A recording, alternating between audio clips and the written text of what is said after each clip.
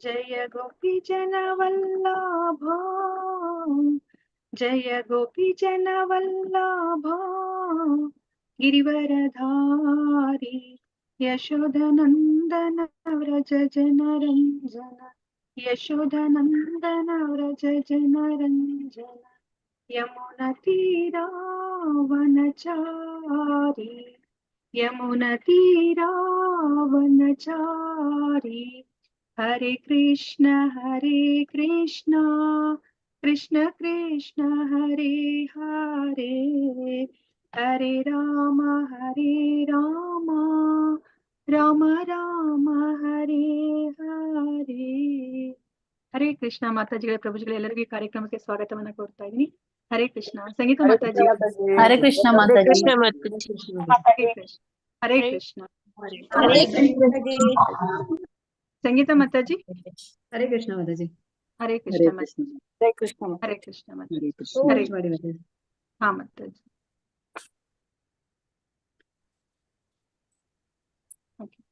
ಹರೇ ಕೃಷ್ಣ. ಪ್ರಭಾವತಿ ಮಾತಾಜಿ ಏನಾದ್ರೂ ಹೇಳ್ಬೇಕಾ? ಹಾ. ಹರೇ ಕೃಷ್ಣ. ಹರೇ ಕೃಷ್ಣ. ಹರೇ ಕೃಷ್ಣ. ಇವತ್ತಿನ ತರಗತಿನ ನಾನು ಶುರು ಮಾಡ್ತಾ ಇದ್ದೀನಿ. ಓಂ ನಮೋ ಭಗವತೆ ವಾಸುದೇವಾಯ, ಓಂ ನಮೋ ಭಗವತೆ ವಾಸುದೇವಾಯ, ಓಂ ನಮೋ ಭಗವತೆ ವಾಸುದೇವಾಯ.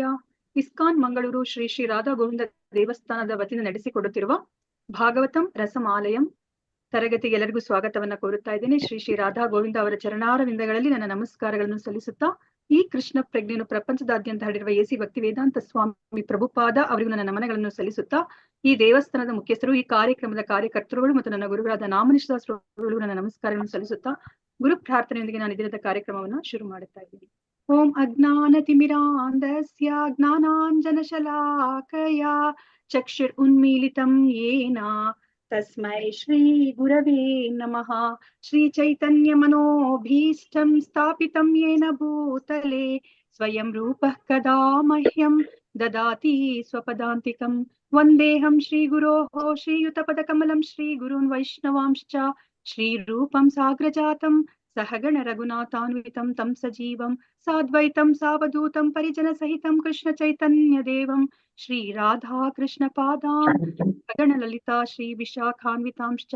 ಹೇ ಕೃಷ್ಣ ಕರುಣಾ ಸಿಂಧೋ ದೀನಬಂಧೋ ಜಗತ್ಪತೆ ಗೋಪೇಶ ಗೋಪಿಕಾ ಕಾಂತ ರಾಧಾ ಕಾಂತ ನಮೋಸ್ತುತೆ. ತಪ್ತ ಕಾಂಚನ ಗೌರಾಂಗಿ ರಾಧೆ ವೃಂದಾವನೇಶ್ವರಿ ವೃಷಭಾನುಸುತೆ ದೇವಿ ಪ್ರಣಮಾಮಿ ಹರಿಪ್ರಿಯೆ.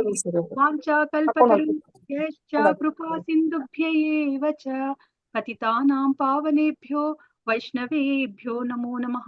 ನಮೋ ಓಂ ವಿಷ್ಣುಪಾದಾಯ ಕೃಷ್ಣ ಪೃಷ್ಠಾಯ ಭೂತಲೆ ಶ್ರೀಮತೆ ಭಕ್ತಿ ವೇದಾಂತ ಸ್ವಾಮಿನ್ ಇತಿ ನಾಮಿನೇ. ನಾಮಸ್ತೆ ಸರಸ್ವತಿ ದೇವೆ ಗೌರವಾಣಿ ಪ್ರಚಾರಿಣೆ ನಿರ್ವಿಶೇಷ ಶೂನ್ಯವಾದಿ ಪಾಶ್ಚಾತ್ಯ ದೇಶತಾರಿಣೆ. ಜಯ ಶ್ರೀ ಕೃಷ್ಣ ಚೈತನ್ಯ ಪ್ರಭು ನಿತ್ಯಾನಂದ ಶ್ರೀ ಅದ್ವೈತ ಗದಾಧರ ಶ್ರೀವಾಸಾದಿ ಗೌರ ಭಕ್ತ ವೃಂದ. ಹರೇ ಕೃಷ್ಣ ಕೃಷ್ಣ ಕೃಷ್ಣ ಹರೇ ಹರೇ, ಹರೇ ರಾಮ ರಾಮ ರಾಮ ಹರೇ ಹರೇ. ಹರೇ ಕೃಷ್ಣ ಕೃಷ್ಣ ಕೃಷ್ಣ ಹರೇ ಹರೇ, ಹರೇ ರಾಮ ರಾಮ ರಾಮ ಹರೇ ಹರೇ. ಹರೇ ಕೃಷ್ಣ ಕೃಷ್ಣ ಕೃಷ್ಣ ಹರೇ ಹರೇ, ಹರೇ ರಾಮ ರಾಮ ರಾಮ ಹರೇ ಹರೇ. ನಾರಾಯಣಂ ನಮಸ್ಕೃತ್ಯ ನರಂ ಚೈವ ನರೋತ್ತಮಂ ದೇವೀಂ ಸರಸ್ವತಿಂ ವ್ಯಾಸಂ ತಥೋ ಜಯಂ ಉದೀರಯೇತ್. ನಷ್ಟಪ್ರಾಯೇಷು ಅಭದ್ರೇಷು ನಿತ್ಯಂ ಭಾಗವತ ಸೇವಯಾ ಭಗವತಿ ಉತ್ತಮ ಶ್ಲೋಕೆ ಭಕ್ತಿರ್ಭವತಿ ನೈಷ್ಟಿಕಿ. ಕೃಷ್ಣಾಯ ವಾಸುದೇವಾಯ ದೇವಕೀ ನಂದನಾಯ ಚ ನಂದ ಗೋಪಕುಮಾರಾಯ ಗೋವಿಂದಾಯ ನಮೋ ನಮಃ. ನಮಃ ಪಂಕಜನಾಭಾಯ ನಮಃ ಪಂಕಜಮಾಲಿನೇ ನಮಃ ಪಂಕಜನೇತ್ರಾಯ ನಮಸ್ತೆ ಪಂಕಜಾಂಗ್ರಯೇ. ಹರೇ ಕೃಷ್ಣ ಮಾತಾಜಿಗಳೇ, ಪ್ರಭುಜಿಗಳೇ. ಸೊ ಇವತ್ತಿನ ನಾವು ಶ್ರೀಮದ್ ಭಾಗವತಂ ಅನ್ನ ಶುರು ಮಾಡ್ತಾ ಇದೀವಿ. ಮೊದಲನೇ ಸ್ಕಂದವನ್ನ ನಾವು ತಿಳ್ಕೊತಾ ಇದೀವಿ. ಸೊ ಈ ಮೊದಲನೇ ಸ್ಕಂದದ ಹೆಸರನ್ನ ಯಾರಾದ್ರೂ ಹೇಳ್ತೀರಾ? ಹರೇ ಕೃಷ್ಣ. ಪ್ರಭುಪಾದರು ಪ್ರತಿಯೊಂದು ಸ್ಕಂದಕ್ಕೂ ಒಂದು ಹೆಸರನ್ನ ಕೊಟ್ಟಿದ್ದಾರೆ. ನಿಮಗೆ ಗೊತ್ತಿರೋ ಹಾಗೇನೆ 12 ಸ್ಕಂದಗಳಿದೆ ಶ್ರೀಮದ್ ಭಾಗವತಂ ಅಲ್ಲಿ. ಇದು 18,000 ಶ್ಲೋಕಗಳನ್ನ ಒಳಗೊಂಡಿದೆ. ಸೊ ನಾವು ಇವಾಗ ಮೊದಲನೇ ಸ್ಕಂದವನ್ನ ನಾವು ತಿಳ್ಕೊತಾ ಇದೀವಿ ಇವತ್ತಿನಿಂದ. ಸೊ ಈ ಸ್ಕಂದದ ಹೆಸರನ್ನ ಯಾರಾದ್ರೂ ಹೇಳ್ತೀರಾ? ಸೃಷ್ಟಿ. ಎಲ್ಲರೂ ಜ್ಞಾಪಕ ಇಟ್ಕೋಬೇಕು, ಮೊದಲನೇ ಸ್ಕಂದದ ಹೆಸರು ಸೃಷ್ಟಿ ಅಂತ ಹೇಳ್ಬಿಟ್ಟು. ಸೊ ಕ್ರಿಯೇಷನ್ ಅಂತ ಹೇಳ್ಬಿಟ್ಟು ನಾವು ಇಂಗ್ಲಿಷ್ ಅಲ್ಲಿ ಹೇಳ್ತೀವಿ. ಸೊ ಮೊದಲನೇ ಸ್ಕಂದದ ಹೆಸರು ಸೃಷ್ಟಿ. ಸೊ ಇದನ್ನ ಯಾರು ರಚನೆ ಮಾಡಿದ್ದಾರೆ? ಯಾರಾದ್ರೂ ಹೇಳ್ತೀರಾ? ಶ್ರೀಮದ್ ಭಾಗವತಮನ್ನ ಯಾರು ರಚನೆ ಮಾಡಿದ್ದಾರೆ? ಯಾರಿಂದ ಇದು ರಚಿಸಲ್ಪಟ್ಟಿದೆ ಅಂತ ಹೇಳ್ಬಿಟ್ಟು? ವೇದವ್ಯಾಸರಿಂದ ರಚಿಸಲ್ಪಟ್ಟಿದೆ. ಸೊ ಅವರ ಪೂರ್ತಿ ಹೆಸರು ಕೃಷ್ಣ ದ್ವೈಪಾಯನ ವ್ಯಾಸ ಅಂತ ಹೇಳ್ಬಿಟ್ಟು. ವೇದವ್ಯಾಸರಿಂದ ರಚಿಸಲ್ಪಟ್ಟಿರುವಂತಹ ಶ್ರೀಮದ್ ಭಾಗವತಮನ್ನ ನಾವು ಇವಾಗ ತಿಳ್ಕೊತಾ ಇದೀವಿ. ಸೊ ಇದನ್ನ ನಮ್ಗೆ ಗೊತ್ತಿರೋ ಹಾಗೇನೆ ಶ್ರೀಮದ್ ಭಾಗವತಮನ್ನ ವೇದವ್ಯಾಸರು ಸಂಸ್ಕೃತದಲ್ಲಿ ಬರೆದಿದ್ದಾರೆ. ಸೊ ಎಲ್ಲ ಆಧ್ಯಾತ್ಮಿಕ ಜ್ಞಾನ ಸಂಸ್ಕೃತದಲ್ಲಿ, ಅದು ಸಂಸ್ಕೃತ ಭಾಷೆಯಲ್ಲಿ ಅದಿದೆ. ಅದು ನಮ್ಮಂತ ಸಾಮಾನ್ಯ ಜನರಿಗೆ ಅದು ಅರ್ಥ ಆಗ್ಲಿಕ್ಕೆ ಸಾಧ್ಯ ಇಲ್ಲ. ಸೊ ಇವಾಗ ಪ್ರಭುಪಾದರು ಅವರ ಗುರುಗಳ ಆಜ್ಞೆಯ ಮೇರೆಗೆ ನಮ್ಮೆಲ್ಲರ ಮೇಲೆ ಕರುಣೆಯನ್ನ ತೋರಿ ಪ್ರಭುಪಾದರು ಅದನ್ನ ಇಂಗ್ಲಿಷ್ ಭಾಷೆಗೆ ಅದನ್ನ ಅವರು ಟ್ರಾನ್ಸ್ಲೇಟ್ ಮಾಡಿದ್ದಾರೆ, ಅದನ್ನ ತರ್ಜುಮೆ ಮಾಡಿದ್ದಾರೆ. ಸೊ ಮತ್ತೆ ಅದನ್ನ ನಮ್ಗೆಲ್ಲ ಕನ್ನಡದವರಿಗೆಲ್ಲರಿಗೂ ಸಹ ಅರ್ಥ ಆಗ್ಬೇಕು ಅಂತ ಹೇಳ್ಬಿಟ್ಟು ಕನ್ನಡದಲ್ಲಿ ಇವಾಗ ಲಕ್ಷ್ಮೀನಾರಾಯಣ್ ಭಟ್ ಅವರ ನೇತೃತ್ವದಲ್ಲಿ ಇದು ಕನ್ನಡಕ್ಕೆ ಅದು ಟ್ರಾನ್ಸ್ಲೇಷನ್ ಆಗಿದೆ. ಅದೇ ತರ ಹಲವಾರು ಭಾಷೆಗಳಿಗೆ ಅದು ತರ್ಜುಮೆಗೊಂಡಿದೆ. ಸೊ ಇವಾಗ ಈ ವೇದವ್ಯಾಸರು ಬರೆದಿರುವಂತಹ ಈ ಶ್ರೀಮದ್ ಭಾಗವತಮನ್ನ AC ಭಕ್ತಿ ವೇದಾಂತ ಸ್ವಾಮಿ ಪ್ರಭುಪಾದ ಅವರು ಇದನ್ನ ಅವರು ಇಂಗ್ಲಿಷ್ ಅಲ್ಲಿ ಬರೆದು ಅದನ್ನ ಅವರ ಪೂಜ್ಯ ಗುರುಗಳಾದ ಶ್ರೀಲ ಪ್ರಭುಪಾದ ಭಕ್ತಿ ಸಿದ್ಧಾಂತ ಸರಸ್ವತಿ ಗೋಸ್ವಾಮಿ ಮಹಾರಾಜರಿಗೆ ಅರ್ಪಿಸಿದ್ದಾರೆ. ಸೊ ಇವಾಗ ನಾವು ನೋಡಿದ್ರೆ ಪ್ರಭುಪಾದ ಅವರ ಪ್ರತಿಯೊಂದು ಪುಸ್ತಕಗಳನ್ನ ನೋಡಿದ್ರೆ ಪ್ರಭುಪಾದರು ಪ್ರತಿಯೊಂದು ಪುಸ್ತಕವನ್ನ ಯಾರಿಗಾದ್ರೂ ಅದನ್ನ ಸಮರ್ಪಣೆ ಮಾಡಿದ್ದಾರೆ. ಸೊ ಇವಾಗ ಯಾರಾದ್ರೂ ಹೇಳ್ತೀರಾ? ನಾವಿವಾಗ ಭಗವದ್ಗೀತಾ ಯಥಾರೂಪವನ್ನ ನಾವು ಇಷ್ಟು ದಿವಸಗಳಿಂದ ಓದ್ತಾ ಇದೀವಿ. ಅದನ್ನ ಯಾರಿಗೆ ಅವರು ಸಮರ್ಪಣೆ ಮಾಡಿದ್ದಾರೆ ಪ್ರಭುಪಾದರು ಅಂತ ಹೇಳ್ಬಿಟ್ಟು ಯಾರಾದ್ರೂ ಹೇಳ್ತೀರಾ? ಶ್ರೀಮದ್ ಭಗವದ್ಗೀತಾ ಭಗವದ್ಗೀತಾ ಯಥಾರೂಪವನ್ನ ಯಾರಿಗೆ ಅವರು ಸಮರ್ಪಿಸಿದ್ದಾರೆ ಅಂತ ಹೇಳ್ಬಿಟ್ಟು? ಬಲದೇವ ವಿದ್ಯಾಭೂಷಣ ಅವರಿಗೆ ಅದನ್ನ ಸಮರ್ಪಿಸಿದ್ದಾರೆ ಅಲ್ವಾ? ಅದೇ ತರನೇ ಈಗ ಭಾಗವತಮನ್ನ ಪ್ರಭುಪಾದರು ಯಾರಿಗೆ ಅದನ್ನ ಅರ್ಪಿಸಿದ್ದಾರೆ ಅಂತ ಹೇಳ್ಬಿಟ್ಟು ಯಾರಾದ್ರೂ ಹೇಳ್ತೀರಾ? ಅವರ ಗುರುಗಳೇ ಸರಸ್ವತಿ ಗೋಸ್ವಾಮಿ ಮಹಾರಾಜ. ಅವರ ಗುರುಗಳೇ ಸರಸ್ವತಿ ಶ್ರೀಲ ಪ್ರಭುಪಾದ ಭಕ್ತಿ ಸಿದ್ಧಾಂತ ಸರಸ್ವತಿ ಗೋಸ್ವಾಮಿ ಮಹಾರಾಜರಿಗೆ ಅದನ್ನ ಅರ್ಪಿಸಿದ್ದಾರೆ. ಅವರ ಗುರುಗಳ 26ನೇ ವಾರ್ಷಿಕ ಪುಣ್ಯ ತಿಥಿಯ ದಿನದಂದು ಅದನ್ನ ಅವರು ಅರ್ಪಿಸಿದ್ದಾರೆ ಶ್ರೀಲ ಪ್ರಭುಪಾದರು. ಇವಾಗ ನಾವು ಪೀಠಿಕೆಯನ್ನ ನೋಡೋಣಂತೆ. ಇವಾಗ ನಿಮ್ಮ ಹತ್ರ ಏನಾದ್ರು ಭಾಗವತಂ ಪುಸ್ತಕ ಇದ್ರೆ ಎಲ್ಲರೂ ಅದನ್ನ ಓಪನ್ ಮಾಡಿ ಇಟ್ಕೊಳ್ಳಿ. ನನಗೆ ಯಾಕಂದ್ರೆ ಪ್ರತಿಯೊಂದನ್ನು ನಾನು ಹೇಳಿಕ್ ಆಗೋದಿಲ್ಲ, ನಿಮಗೆ ಗೊತ್ತಿರೋ ಹಾಗೇನೆ ತುಂಬಾ ವಿಷಯಗಳಿದೆ. ಸೊ ನಾನು ತುಂಬಾ ಸಂಕ್ಷಿಪ್ತವಾಗಿ ನಾನು ಹೇಳ್ತಾ ಇದ್ದೀನಿ, ಯಾಕಂದ್ರೆ ನಾನು ಇವತ್ತಿನ ದಿನ ನಾನು ಪ್ರಸ್ತಾವನೆ ನಾನು ಪೂರ್ತಿಯಾಗಿ ಮುಗಿಸ್ಬೇಕಾಗತ್ತೆ. ಸೊ ಇವಾಗ ಪೀಠಿಕೆಯಲ್ಲಿ ನಮ್ಗೆ ಏನನ್ನ ತಿಳಿಸಿಕೊಡ್ತಾ ಇದ್ದಾರೆ ಅಂತಂದ್ರೆ, ಯಾಕೆ ನಮ್ಗೆ ಈ ಭಾಗವತಂ ಬೇಕು ಅನ್ನೋದ್ರ ಬಗ್ಗೆ ನಮ್ಗೆ ಇಲ್ಲಿ ಚರ್ಚೆ ಮಾಡ್ತಾ ಇದ್ದಾರೆ. ಏನ್ ಅವಶ್ಯಕತೆ ಇದೆ ಭಾಗವತಂದು ಅಂತ ಹೇಳ್ಬಿಟ್ಟು. ಸೊ ಯಾರಾದ್ರೂ ಹೇಳ್ತೀರಾ ಏನ್ ಅವಶ್ಯಕತೆ ಇದೆ? ಎಷ್ಟೊಂದು ಪುಸ್ತಕಗಳಿದೆಯಲ್ಲ, ಆಲ್ರೆಡಿ ತುಂಬಾ ಪುಸ್ತಕಗಳಿದೆ, ಅದನ್ನ ನಾವು ಓದ್ಬೋದು, ಟಿವಿ ನೋಡ್ಬೋದು, ಸಿನಿಮಾಗ್ ಹೋಗ್ಬೋದು. ಯಾಕೆ ನಾವು ಈ ಭಾಗವತಮನ್ನ ಓದ್ಬೇಕು ಅಂತ ಹೇಳ್ಬಿಟ್ಟು ಇಲ್ಲಿ ಚರ್ಚೆ ಮಾಡ್ತಾ ಇದ್ದಾರೆ. ಸೊ ಯಾರಾದ್ರೂ ಹೇಳ್ತೀರಾ ಇದ್ರ ಅಗತ್ಯ ಏನಿದೆ ಅಂತ ಹೇಳ್ಬಿಟ್ಟು?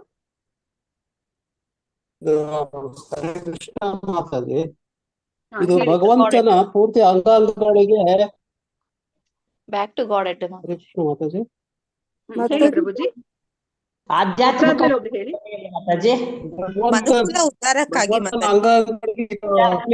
ಮುಂದುವರಿಯಕ್ಕೆ ಕೃಷ್ಣನ್ನ ಹೊಗಳಿ ಬರ್ದಿರೋದು ಮಾತಾಜಿ, ಅಮಲ ಪುರಾಣ. ಓಕೆ, ಸೊ ತುಂಬಾ ಖುಷಿ ಆಗ್ತಿದೆ, ಎಲ್ಲರೂ ಎಷ್ಟು ಆಕ್ಟಿವ್ ಆಗಿ ಭಾಗವಹಿಸ್ತಾ ಇದ್ದೀರಾ. ಹೇಳಿ.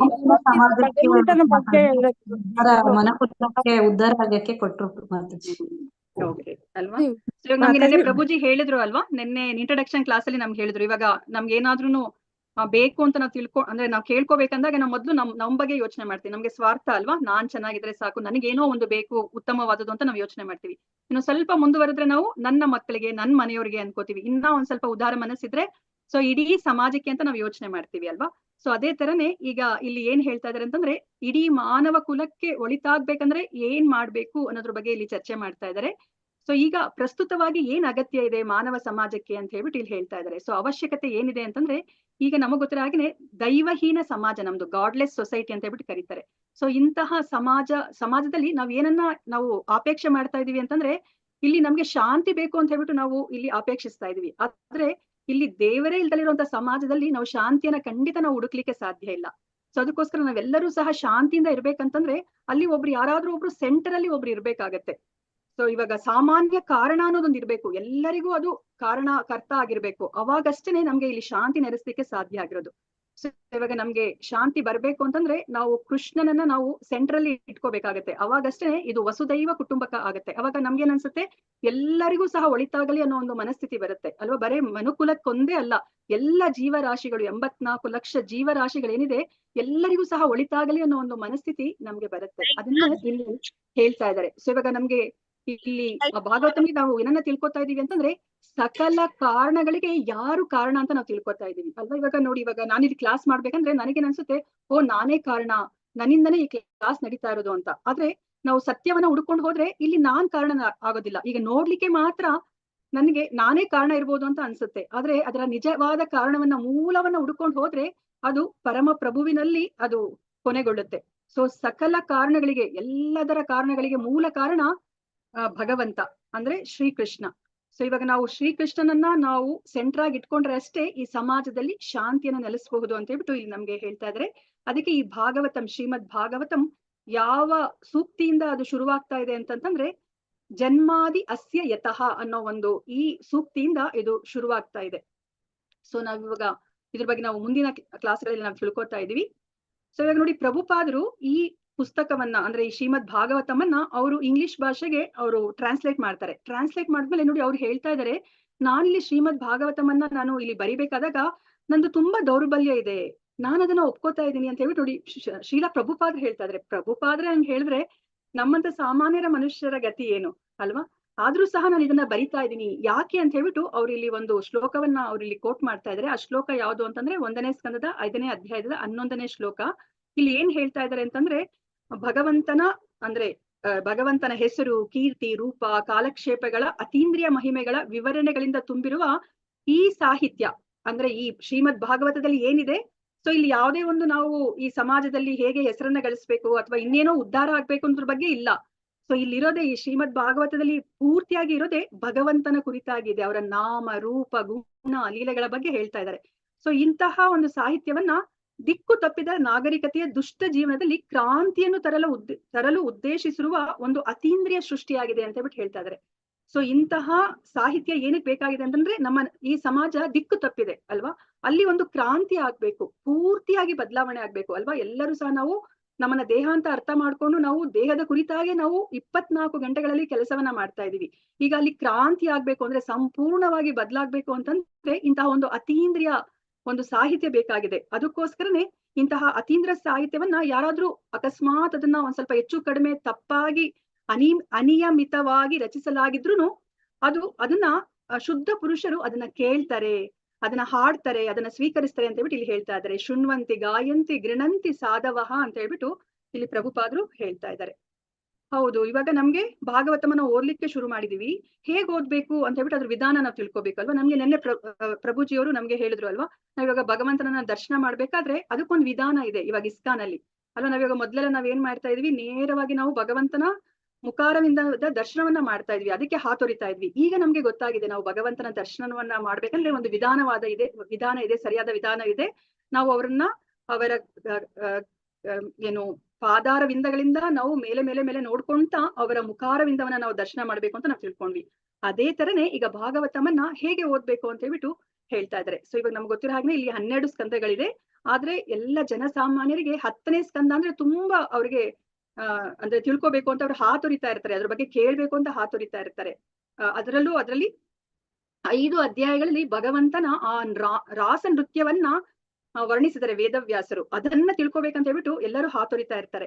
ಆದ್ರೆ ಇದನ್ನ ಆಸ್ ಇಟ್ ಈಸ್ ಅಂದ್ರೆ ಯಥಾರೂಪವಾಗಿ ವೇದವ್ಯಾಸರು ಏನನ್ನ ಬರ್ದಿದ್ದಾರೆ ಅದನ್ನ ನಾವು ಯಥಾವತ್ತಾಗಿ ನಾವು ಅರ್ಥ ಮಾಡ್ಕೋಬೇಕಂತಂದ್ರೆ ನಾವು ನೇರವಾಗಿ 10ನೇ ಸ್ಕಂದಕ್ಕೆ ಹೋದ್ರೆ ನಾವು ಆ ಏನು ಆ ಭಗವಂತನ ಆ ಲೀಲೆಗಳೇನಿದೆ ಅದನ್ನ ನಾವು ಅರ್ಥ ಮಾಡ್ಕೊಳ್ಲಿಕ್ಕೆ ಸಾಧ್ಯ ಇಲ್ಲ. ನಾವು ತಪ್ಪಾಗಿ ಅರ್ಥ ಮಾಡ್ಕೊಂಡು ನಾವಲ್ಲಿ ಅಪರಾಧವನ್ನ ಮಾಡ್ತೀವಿ. ಅದಕ್ಕೇನೆ ನಮ್ಗೆ ಇಲ್ಲಿ ಹೇಳ್ತಾ ಇದ್ದಾರೆ, ಹೇಗೆ ನಾವು ಭಗವಂತನ ದರ್ಶನವನ್ನ ಪಾದಾರವಿಂದದಿಂದ ಮಾಡ್ಬೇಕು, ಅದೇ ತರನೇ 1ನೇ ಸ್ಕಂದದಿಂದನೇ ನಾವು ಓದ್ತಾ ನಾವು 10ನೇ ಸ್ಕಂದಕ್ಕೆ ನಾವು ಬರ್ಬೇಕಾಗತ್ತೆ.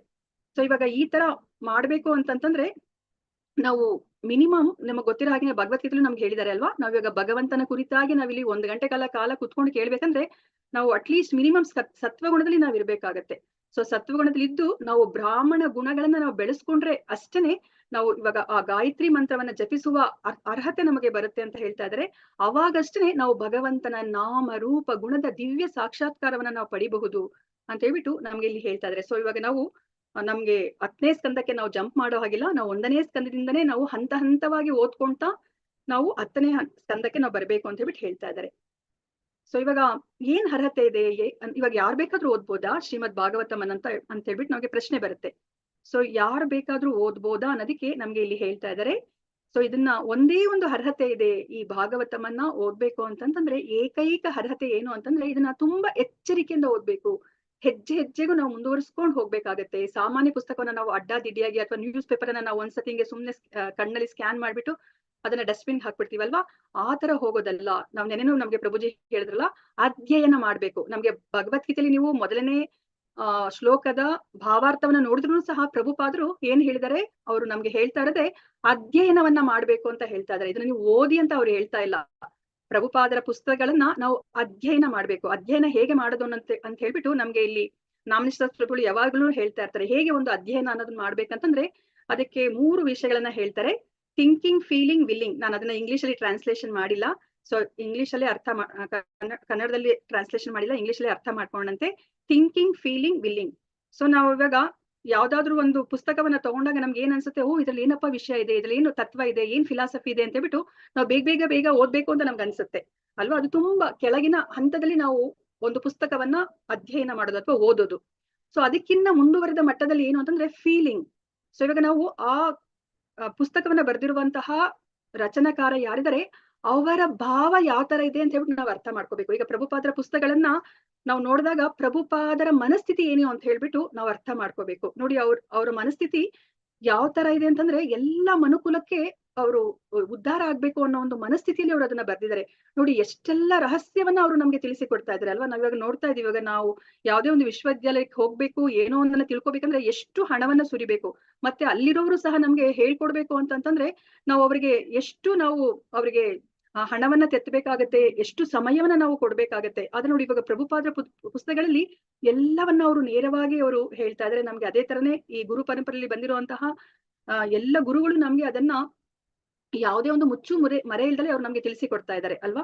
ನೀವು ಇವಾಗ ಏನು ಮುಂದೆ ನೀವು ಲೆವೆಲ್ 4 ಆತರ ಎಲ್ಲ ಮುಂದೆ ಎಲ್ಲ ನೀವು ಓದ್ಕೊಂಡು ಹೋದ್ರೆ ನಿಮ್ಗೆ ಪ್ರಶ್ನೆಗಳಲ್ಲಿ ನಮ್ಗೆ ಒಂದು ಪ್ರಶ್ನೆ ಬರುತ್ತೆ. ಏನು ಅಂತಂದ್ರೆ ಯಾವ್ದಾದ್ರು ಒಂದು ಪ್ರಶ್ನೆನ ಕೊಟ್ಟು ಇದರಲ್ಲಿ ಪ್ರಭುಪಾದ ಅವರ ಅವ್ರು ಯಾವ ಮೂಡಲ್ಲಿ ಈ ಭಾವಾರ್ಥವನ್ನ ಬರ್ದಿದ್ದಾರೆ ಅಂತ ಹೇಳ್ಬಿಟ್ಟು ವಿವರಿಸಿ ಅಂತ ಹೇಳ್ಬಿಟ್ಟು ಹೇಳ್ತಾರೆ.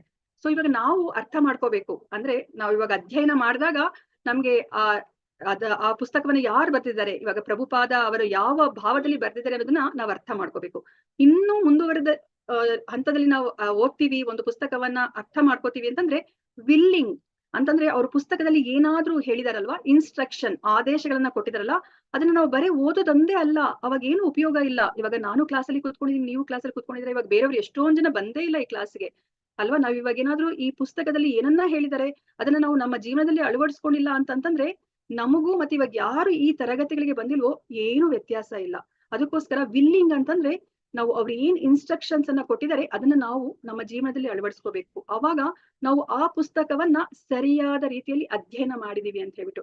ಸೊ ಇವಾಗ ನಮ್ಗೆ ನೆನ್ನೆ ಪ್ರಭುಜಿಗಳು ಹೇಳಿದ್ರಲ್ಲ, ಸಚ್ಚಿದಾನಂದ ಪ್ರಭುಜಿಗಳು, ನಾನು ಬರ್ಕೊಡ್ತೀನಿ ನಿಮ್ಗೆ, ನೀವು ಇವಾಗ 1ನೇ ಸ್ಕಂದವನ್ನ ನೀವು ಅಧ್ಯಯನ ಮಾಡಿದ್ರೆ ನೀವು 1ನೇ ಸ್ಕಂದದ ಕೊನೆಯಲ್ಲಿ ನೀವು ಕೃಷ್ಣ ಪ್ರೇಮವನ್ನ ಪಡಿತೀರಾ ಅಂತ ನಮ್ಗೆ ಹೇಳಿದ್ರು ಅಲ್ವಾ. ಅದು ಖಂಡಿತ ಸಾಧ್ಯ ಆಗುತ್ತೆ. ನಾವ್ ಇದನ್ನ ಅಧ್ಯಯನ ಮಾಡಿದ್ರೆ ಆಗತ್ತೆ. ಅಂದ್ರೆ ನಾವು ವಿಲ್ಲಿಂಗ್, ಅದರಲ್ಲಿರುವ ಇನ್ಸ್ಟ್ರಕ್ಷನ್ಸ್ ಅನ್ನ ನಮ್ಮ ಜೀವನದಲ್ಲಿ ಕ್ರಮೇಣವಾಗಿ ಅಳವಡಿಸ್ಕೊಂತ ಹೋಗ್ಬೇಕಾಗತ್ತೆ. ಸೊ ಇವಾಗ ಒಂದೇ ಒಂದು ಅರ್ಹತೆ ಏನು ನಮ್ಗೆ ಭಾಗವತಮನ್ನ ಓದ್ಬೇಕು ಅಂತಂದ್ರೆ ನಾವ್ ಇದನ್ನ ಅಡ್ಡಾದಿಡ್ಡಿಯಾಗಿ ಓದೋ ಹಾಗಿಲ್ಲ. ನಾವು ಒಂದೊಂದೇ ಮೆಟ್ಟಲನ್ನ ಏರ್ಕೊಂಡು ನಾವ್ ಇದನ್ನ ಅಧ್ಯಯನ ಮಾಡ್ಬೇಕಂತ ನಾವ್ ಇಲ್ಲಿ ತಿಳ್ಕೊತಾ ಇದೀವಿ. ಸೊ ಮತ್ತೆ ಇವಾಗ ಮುನ್ನುಡಿಯಲ್ಲಿ ನಮ್ಗೆ ಏನನ್ನ ಹೇಳಿದರೆ ಇಲ್ಲಿ ಪ್ರಭುಪಾದರು ಅಂತಂತಂದ್ರೆ, ಈ ಭಗವದ್ಗೀತೆ ಇದು ಭಾಗವತಂ ಇದು ಸೂರ್ಯನಷ್ಟೇ ಉಜ್ವಲವಾದದ್ದು ಅಂತ ಹೇಳ್ತಿದ್ದಾರೆ. ನಮ್ಗೆ ಇವಾಗ ಸೂರ್ಯ ಇರೋ ಕಡೆ ನಮ್ಗೆ ಅಲ್ಲಿ ಅಜ್ಞಾನ ಅನ್ನೋದು ಇರೋದಿಲ್ಲ ಅಲ್ವಾ. ಇವಾಗ ಸೂರ್ಯ ಇರೋ ಕಡೆ ಅಲ್ಲಿ ಜ್ಞಾನ ಮಾತ್ರ ಇರುತ್ತೆ. ನಮ್ಗೆ ಇವಾಗ ಕತ್ತಲಲ್ಲಿದ್ರೆ ನಮ್ಗೆ ತುಂಬಾ ಭಯ ಅಲ್ವಾ, ನಮ್ಗೆ ಆತಂಕದಲ್ಲಿ ನಾವ್ ಇರ್ತೀವಿ. ಅದೇ ನಮ್ಗೆ ಅಲ್ಲಿ ಬೆಳಕು ಬಂದ ತಕ್ಷಣ ನಮ್ಗೆ ಆ ಆತಂಕವೆಲ್ಲ ಹೊರಟೋಗುತ್ತೆ. ಅದೇ ತರನೇ ಈ ಶ್ರೀಮದ್ ಭಾಗವತಮ್ಮು ಅದು ಸೂರ್ಯ ಸಮಾನ ಅಂತ ಹೇಳ್ತಾರೆ, ಸೂರ್ಯನಷ್ಟೇ ಉಜ್ವಲ ಅಂತ ಹೇಳ್ತಾರೆ. ಸೊ ಅಲ್ಲಿ ಕತ್ತಲ್ ಅನ್ನೋದು ಇರೋದಿಲ್ಲ, ಅಲ್ಲಿ ತಮಸ್ ಅನ್ನೋದು ಇರೋದಿಲ್ಲ. ಅಂದ್ರೆ ಏನಾಗುತ್ತೆ, ಅಲ್ಲಿ ನಮ್ಗೆ ಯಾವುದೇ ಒಂದು ಆಂಗ್ಸೈಟಿ ಇರೋದಿಲ್ಲ, ಆತಂಕ ಅನ್ನೋದು ಇರೋದಿಲ್ಲ, ಆ ಭಯ ಅನ್ನೋದು ಇರೋದಿಲ್ಲ. ಸೊ ಅದನ್ನ ಇಲ್ಲಿ ನಮ್ಗೆ ಹೇಳ್ತಾ ಇದ್ದಾರೆ. ಮತ್ತೆ ಇಲ್ಲಿ ಒಂದು ಪ್ರಶ್ನೆ ಬರುತ್ತೆ ನಮ್ಗೆ, ಈ ಶ್ರೀಮದ್ ಭಾಗವತ ಯಾವಾಗ ಬಂತು, ಯಾವಾಗ ಅದು ಪ್ರಾದುರ್ಭಾವವಾಯಿತು ಅಂತ ಹೇಳ್ಬಿಟ್ಟು. ಸೊ ಇವಾಗ ನಮ್ಗೆ ಇಲ್ಲಿ ಹೇಳ್ತಾ ಇದ್ದಾರೆ ಶ್ರೀಮದ್ ಭಾಗವತಂ ಯಾವಾಗ ಬಂತು ಅಂತಂದ್ರೆ, ಶ್ರೀಕೃಷ್ಣ ದ್ವಾಪರ ಯುಗದಲ್ಲಿ ತನ್ನ ಲೀಲೆಗಳನ್ನೆಲ್ಲ ಮುಗಿಸ್ಬಿಟ್ಟು ಅವರು ತಮ್ಮ ಧಾಮಕ್ಕೆ, ಆಧ್ಯಾತ್ಮಿಕ ಧಾಮಕ್ಕೆ ಯಾವಾಗ ಹಿಂತಿರುಗ್ತಾರೋ ಅವಾಗ ಒಡನೆ ಈ ಶ್ರೀಮದ್ ಭಾಗವತಂ ಅದು ಪ್ರಾದುರ್ಭಾವ ಆಯಿತು ಅಂತ ಹೇಳ್ಬಿಟ್ಟು ಹೇಳ್ತಾ ಇದ್ದಾರೆ. ಸೊ ಇವಾಗ ನಮಗ್ ಗೊತ್ತಿರೋ ಹಾಗೇನೆ ವೇದವ್ಯಾಸರು ಹಲವಾರು ಪುರಾಣಗಳನ್ನ ಬರ್ತಿದ್ದಾರೆ, ಆದ್ರೂ ಸಹ ಅವರಿಗೆ ಮನಸ್ಸಿಗೆ ತೃಪ್ತಿ ಆಗಿಲ್ಲ. ಅವರು ಖಿನ್ನ ಮನಸ್ಥಿತಿಯಲ್ಲೇ ಅವ್ರು ಇರ್ತಾರೆ. ಆಗ ನಾರದರು ಬರ್ತಾರೆ, ಅವರ ಖಿನ್ನ ಮನಸ್ಥಿತಿಯ ಕಾರಣವನ್ನ ಕೇಳಿ ಅವ್ರು ಹೇಳ್ತಾರೆ, ನೀನು ಹಲವಾರು ಪುರಾಣಗಳನ್ನ ಬರ್ದಿರ್ಬೋದು, ಆದ್ರೆ ನೀನು ದೇವೋತ್ತಮ ಪರಮಪುರುಷನ ನೀನು ಹಾಡಿ ಹೊಗಳಿ ಬರ್ದಿಲ್ಲ ಅಂತ ಹೇಳ್ತಾರೆ. ಸೊ ಅವಾಗ ಅವರು ನಾರದರ ಆಜ್ಞೆಯ ಮೇರೆಗೆ ವೇದವ್ಯಾಸರು ಭಗವಂತನನ್ನ, ಅವರ ನಾಮ ರೂಪ ಗುಣ ಲೀಲೆಗಳನ್ನ ಸ್ತುತಿಯನ್ನ ಮಾಡ್ಲಿಕ್ಕೆ ಅವ್ರು ಈ ಭಾಗವತಮನ್ನ ಬರೀತಾರೆ. ಸೊ ಈ ಭಾಗವತಂ ಬೇರೆ ಏನೂ ಅಲ್ಲ, ಇದು ವೇದಾಂತ ಸೂತ್ರಗಳಿಗೆ ವ್ಯಾಖ್ಯಾನವನ್ನ ವೇದವ್ಯಾಸರು ಅದನ್ನ ಬರೀತಾರೆ. ಸೊ ಅದನ್ನ ಅವರು ತಮ್ಮ ಪುತ್ರನಾದ ಶುಕ ಮುನಿಗಳಿಗೆ, ಶುಕದೇವ ಗೋಸ್ವಾಮಿ ಅವರಿಗೆ ಅದನ್ನ ಅವರು ವಿವರಿಸ್ತಾರೆ. ಸೊ ಶುಕದೇವ ಮುನಿಗಳು ಅವರು ಅದನ್ನ ಯಾರಿಗೆ ಹೇಳ್ತಾರೆ ಅಂದ್ರೆ ಪರೀಕ್ಷಿತ ಮಹಾರಾಜನಿಗೆ ಹೇಳ್ತಾರೆ. ಇವಾಗ ನೀವು ಯೋಚನೆ ಮಾಡಿದ್ರೆ ಪರೀಕ್ಷಿತ ಮಹಾರಾಜನಿಗೆ ಶುಕ ಮುನಿಗಳು ಎಂತಹ ಸಂದರ್ಭದಲ್ಲಿ ಹೇಳ್ತಾರೆ ಅಲ್ವಾ. ನಿಮಗೆಲ್ಲ ಗೊತ್ತಿರೋ ಹಾಗೇನೆ ಪರೀಕ್ಷಿತ ಮಹಾರಾಜನಿಗೆ ನೀನು ಒಂದು ವಾರದಲ್ಲಿ ಅವ್ರಿಗೆ ಸಾವು ಬರುವಂತಹ ಸಂದರ್ಭದಲ್ಲಿ ನೋಡಿ ಭಾಗವತಮನ್ನ ಕುತ್ಕೊಂಡು ಕೇಳ್ಬೇಕು ಅಂತಂದ್ರೆ ಯೋಚನೆ ಮಾಡಿ, ಆ ಭಾಗವತಂ ಎಷ್ಟು ಶ್ರೇಷ್ಠವಾದ ಒಂದು ಕೃತಿ ಇರ್ಬೇಕು ಅಂತ ಹೇಳ್ಬಿಟ್ಟು ಅಲ್ವಾ. ಇವಾಗ ನಮ್ಗೆ ಏನಾದ್ರು ಗೊತ್ತಾದ್ರೆ ನಾನು ಇನ್ನೊಂದು ವಾರನೇ ಬದುಕ್ತೀನಿ ಅಂತಂದ್ರೆ ನಾವು ನಮ್ಗೆ ಯೋಚನೆ ಮಾಡ್ಕೊಂಡ್ರೆ ನಾವು ಯಾವ ಗುಣದಲ್ಲಿ ಇರ್ತೀವೋ ಅಂತಹ ಕೆಲಸಗಳನ್ನ ಮಾಡ್ತೀವಿ ಅಲ್ವಾ. ಸೊ ತಮ್ಮ ಗುಣದಲ್ಲಿದ್ರೆ ನಾವು ಫುಲ್ ಡಿಪ್ರೆಷನ್ ಹೊಟ್ಟೋಗ್ತೀವಿ, ಅಯ್ಯೋ ನಾನು ಇನ್ನೊಂದು ವಾರನೇ ಅಂತ ಬದುಕಿರೋದು ಅಂತ ಹೇಳ್ಬಿಟ್ಟು ನಾವ್ ಏನ್ ಕೆಲಸನೂ ಮಾಡೋದಿಲ್ಲ, ನಾವು ಏನು ಚಿಂತಾಕ್ರಾಂತರಾಗಿ ನಾವು ಬರೇ ಮಲಕ್ಕೋತೀವಿ ಅಲ್ವಾ ತಮೋ ಗುಣದಲ್ಲಿದ್ರೆ. ಅದೇ ನಾವು ರಜೋ ಗುಣದಲ್ಲಿದ್ರೆ ನಮ್ಮ ಹತ್ರ ಏನಾದ್ರು ಆಸ್ತಿ ಪಾಸ್ತಿ ಇದ್ರೆ ಅದನ್ನೆಲ್ಲ ನಾನು ಎಂಜಾಯ್ ಮಾಡ್ಬೇಕು, ಇನ್ನೊಂದು ವಾರ ಅಷ್ಟೇ ನಾನು ಬದುಕಿರೋದು ಅಂತ ಹೇಳ್ಬಿಟ್ಟು ನಾನು ರಜೋ ಗುಣದಿದ್ರೆ ನಾನು ಆತರ ಕಾಲ ಕಳಿತೀನಿ. ಅದೇ ಸತ್ವ ಗುಣದಿದ್ರೆ ನಾವ್ ಏನ್ ಮಾಡ್ತೀವಿ, ಅಯ್ಯೋ ನಾನು ಇನ್ನೊಂದು ವಾರ ಅಷ್ಟೇ ಇರೋದು ಅಂತ ಹೇಳ್ಬಿಟ್ಟು ನಾನು ಸರಿ ದಾನ ಧರ್ಮ ಅದನ್ನೆಲ್ಲ ಮಾಡೋಣಂತೆ, ಪುಣ್ಯನಾದ್ರೂ ಬರುತ್ತೆ ಅಂತ ಹೇಳ್ಬಿಟ್ಟು ನಾವು ಹಂಗ್ ಯೋಚನೆ ಮಾಡ್ತೀವಿ ಅಲ್ವಾ. ಆದ್ರೆ ಇಲ್ಲಿ ಪರೀಕ್ಷಿತ ಮಹಾರಾಜ ಏನ್ ಮಾಡ್ತಾರೆ, ಅವರೆಲ್ಲ ಅವರ ರಾಜ್ಯವನ್ನ ಅವರು ತಮ್ಮ ಮಗನಿಗೆ ಕೊಟ್ಟು ಅವರು ಕಾಡಿನ ಕಡೆ ಅಂದ್ರೆ ಅವರು ಗಂಗಾ ನದಿಯ ಕಡೆಗೆ ಹೊರಡ್ತಾರೆ ಅಲ್ವಾ. ಹೊರಟು ಅವರು ಸಾಧುಗಳನ್ನ ಭೇಟಿ ಆಗ್ಬೇಕು, ಸಾಯುವ ಮನುಷ್ಯನ ಏನು ಕರ್ತವ್ಯವೇನು, ಅವ್ರು ಏನ್ ಮಾಡ್ಬೇಕು, ಅವರು ಪರಿಪೂರ್ಣತೆಯನ್ನ ಪಡಿಲಿಕ್ಕೆ ಅಂತ ಹೇಳ್ಬಿಟ್ಟು ಅದನ್ನ ಅರಸ್ಕೊಂತ ಅವ್ರು ಹೋಗ್ತಾರೆ ಅಲ್ವಾ. ಅಂತಹ ಸಂದರ್ಭದಲ್ಲಿ ಶುಕಮುನಿಗಳು ಈ ಭಾಗವತಮನ್ನ ಅವರು ಪರೀಕ್ಷಿತ ಮಹಾರಾಜನಿಗೆ ಹೇಳ್ತಾರೆ. ಸೊ ಈ ಸಭೆಯಲ್ಲಿ, ಈ ಸಾಧು ಸಂತರ ಸಭೆಯಲ್ಲಿ ಪರೀಕ್ಷಿತ ಮಹಾರಾಜನಿಗೆ ಹೇಳುವಂತಹ ಸಭೆಯಲ್ಲಿ ಸೂತ ಗೋಸ್ವಾಮಿಗಳು ಸಹ ಇರ್ತಾರೆ. ಸೊ ಸೂತ ಗೋಸ್ವಾಮಿಗಳು ನೋಡಿ ಇದನ್ನ ಅವ್ರು ಕೇಳಿಸ್ಕೋತಾರೆ. 7 ದಿನಗಳು 7 ರಾತ್ರಿಗಳು ಸತತವಾಗಿ ಅನ್ನ ಆಹಾರ ನಿದ್ರೆಗಳನ್ನ ತೊರೆದು ಅವರೆಲ್ಲ ಅಲ್ಲಿ ಇರೋ ಸಾಧು ಸಂತರೆಲ್ಲರೂ ಸಹ ಶುಕ ಮುನಿಗಳ ಅವರಿಂದ ಈ ಭಾಗವತಮನ್ನ ಅವ್ರು ಕೇಳ್ತಾರೆ. ಅದನ್ನ ನೋಡಿ ಅವರು ಬರೀ ಶ್ರವಣ ಮಾಡ್ತಾರೆ ಸೂತ ಗೋಸ್ವಾಮಿಗಳು. ಆ ಶ್ರವಣ ಮಾಡಿರೋದನ್ನ ಅವರು ಅದೇ ತರ ಯಥಾವತ್ತಾಗಿ ಅವರು ನೈಮಿಷಾರಣ್ಯದ ಮುನಿಗಳಿಗೆ ಅವರು ಹೇಳ್ತಾರೆ ಅಲ್ವಾ. ಸೊ ಇದೇನೆ ಅಂದ್ರೆ ಹಿನ್ನೆಲೆ. ಇವಾಗ ನಮ್ಗೆ ಭಗವದ್ಗೀತೆಯಲ್ಲೂ ಅಷ್ಟೇ ಅಲ್ವಾ ಹಿನ್ನೆಲೆ. ಯಾವಾಗ ಅರ್ಜುನ ಗೊಂದಲಕ್ಕೆ ಒಳಗಾಗ್ತಾನೋ ಆಗ ಶ್ರೀಕೃಷ್ಣ ಅವರು ಶ್ರೀಮದ್ ಭಗವದ್ಗೀತೆನ ಅವ್ರು ಹೇಳ್ತಾರೆ. ಅದೇ ತರನೇ ಇಲ್ಲೂ ಸಹ ಪರೀಕ್ಷಿತ ಮಹಾರಾಜ ಅವರು ಸಾಯುವ ಮನುಷ್ಯನ ಪರಿಪೂರ್ಣತೆ ಏನು, ಕರ್ತವ್ಯವೇನು ಅಂತ ಹೇಳ್ಬಿಟ್ಟು ಹುಡ್ಕೊಂಡು ಹೋದಾಗ ಈ ಶ್ರೀಮದ್ ಭಾಗವತಮನ್ನ ಅವರು ಶ್ರವಣ ಮಾಡ್ತಾರೆ ಅಲ್ವಾ. ಅದೇ ತರ ನೈಮಿಷಾರಣ್ಯ ಮುನಿಗಳು ಸಹ ಈ ಕಲಿಯುಗದ ಜನಗಳಿಗೆ ಒಳಿತಾಗ್ಬೇಕು ಅಂದ್ರೆ ಏನನ್ನ ಮಾಡ್ಬೇಕು ಅಂತ ಹೇಳ್ಬಿಟ್ಟು ಪ್ರಶ್ನೆಯನ್ನ ಇಟ್ಟಾಗ ಈ ಶ್ರೀಮದ್ ಭಾಗವತಮನ್ನ ಸೂತ ಗೋಸ್ವಾಮಿಗಳು ಹೇಳ್ತಾರೆ. ಸೊ ಇದರ ಹಿನ್ನೆಲೆ, ಶ್ರೀಮದ್ ಭಾಗವತಂನ ಹಿನ್ನೆಲೆ ಇವಾಗ ನಾವು 2 ಹಂತದಲ್ಲಿ ನಾವು ತಿಳ್ಕೊತಾ ಇದೀವಿ ಅಲ್ವಾ. ಸೊ ಇವಾಗ ನಿಮಗೆ ಗೊತ್ತಿರೋ ಹಾಗೇನೆ ಶುಕ ಮುನಿಗಳು ಪರೀಕ್ಷಿತ ಮಹಾರಾಜನಿಗೆ ಹೇಳ್ತಾರೆ.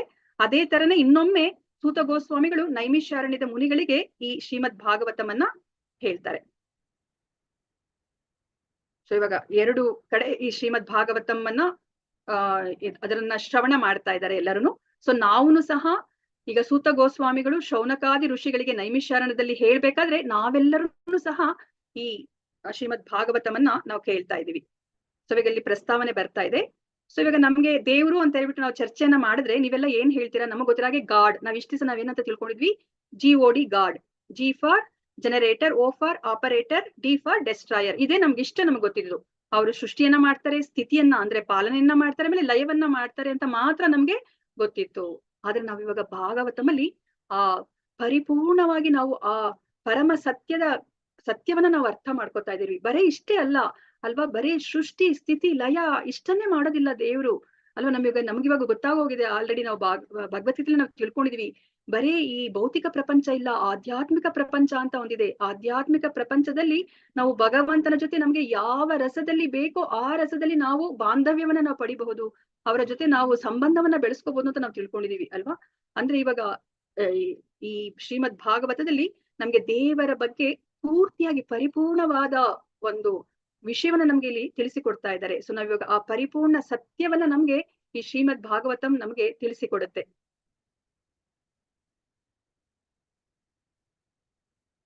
ಇವಾಗ ನಮ್ಗೆ ಈ ನೀವ್ ಇವಾಗ ಇಲ್ಲಿ ಪ್ರಸ್ತಾವನೆಯನ್ನ ನೋಡಿದ್ರೆ ಶ್ರೀಲ ಪ್ರಭುಪಾದರು ಅವರು ನಮ್ಗೆ ಈ ಪ್ರಸ್ತಾವನೆಯಲ್ಲಿ ಚೈತನ್ಯ ಮಹಾಪ್ರಭುಗಳ ಇಡೀ ಜೀವನ ಚರಿತ್ರೆಯನ್ನ ಅವರು ಸಂಕ್ಷಿಪ್ತವಾಗಿ ನಮ್ಗೆ ತಿಳಿಸಿಕೊಟ್ಟಿದ್ದಾರೆ ಅಲ್ವಾ. ಇವಾಗ ನಮಗ್ ಗೊತ್ತಿರೋ ಹಾಗೇನೆ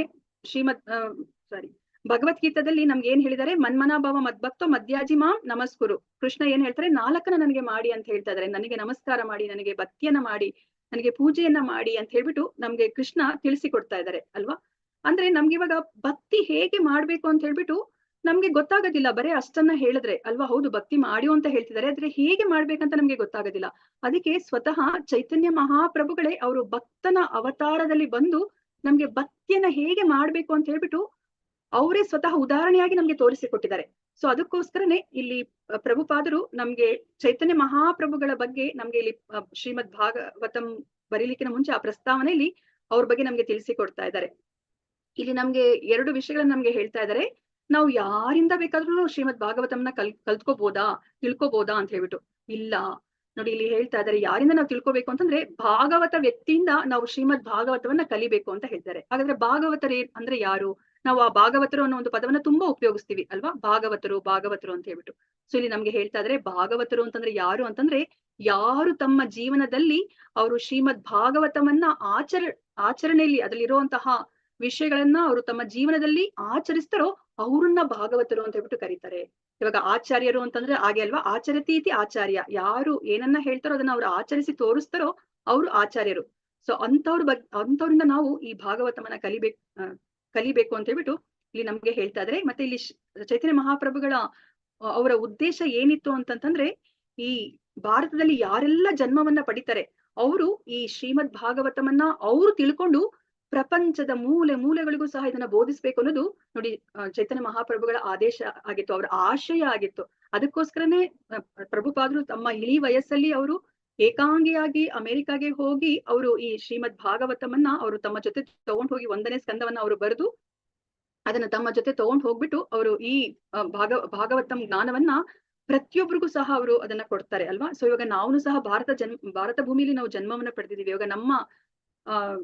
ಇವಾಗ ನಮ್ಮ ಕರ್ತವ್ಯ ಏನು ಅಂತಂದ್ರೆ, ಇವಾಗ ಚೈತನ್ಯ ಮಹಾಪ್ರಭುಗಳ ಆಶಯ ಏನು ಅಂತಂದ್ರೆ ನಾವು ಸಹ ಪ್ರತಿಯೊಬ್ರು ಸಹ ಮೂಲೆಗಳಲ್ಲೂ ಸಹ ಈ ಶ್ರೀಮದ್ ಭಾಗವತವನ್ನ ಬೋಧಿಸ್ಬೇಕು ಅಂತ ಹೇಳ್ಬಿಟ್ಟು.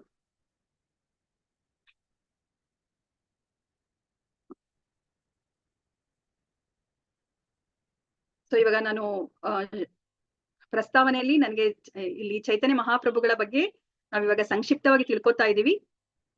ನಾನು ಅದನ್ನ ಸ್ಲೈಡ್ಸ್ ನನಗೆ ಮಾಡ್ಲಿಕ್ಕೆ ಆಗಿಲ್ಲ, ಬಟ್ ಈ ಪುಸ್ತಕದಲ್ಲಿ ಇರೋದನ್ನ ನಾನು ನಿಮ್ಗೆ ಹೇಳಲಿಕ್ಕೆ ನಾನು ಟ್ರೈ ಮಾಡ್ತೀನಿ. ಇದನ್ನ ಸಂಕ್ಷಿಪ್ತವಾಗಿ ನಾವು ತಿಳ್ಕೊಳ್ಳೋಣಂತೆ.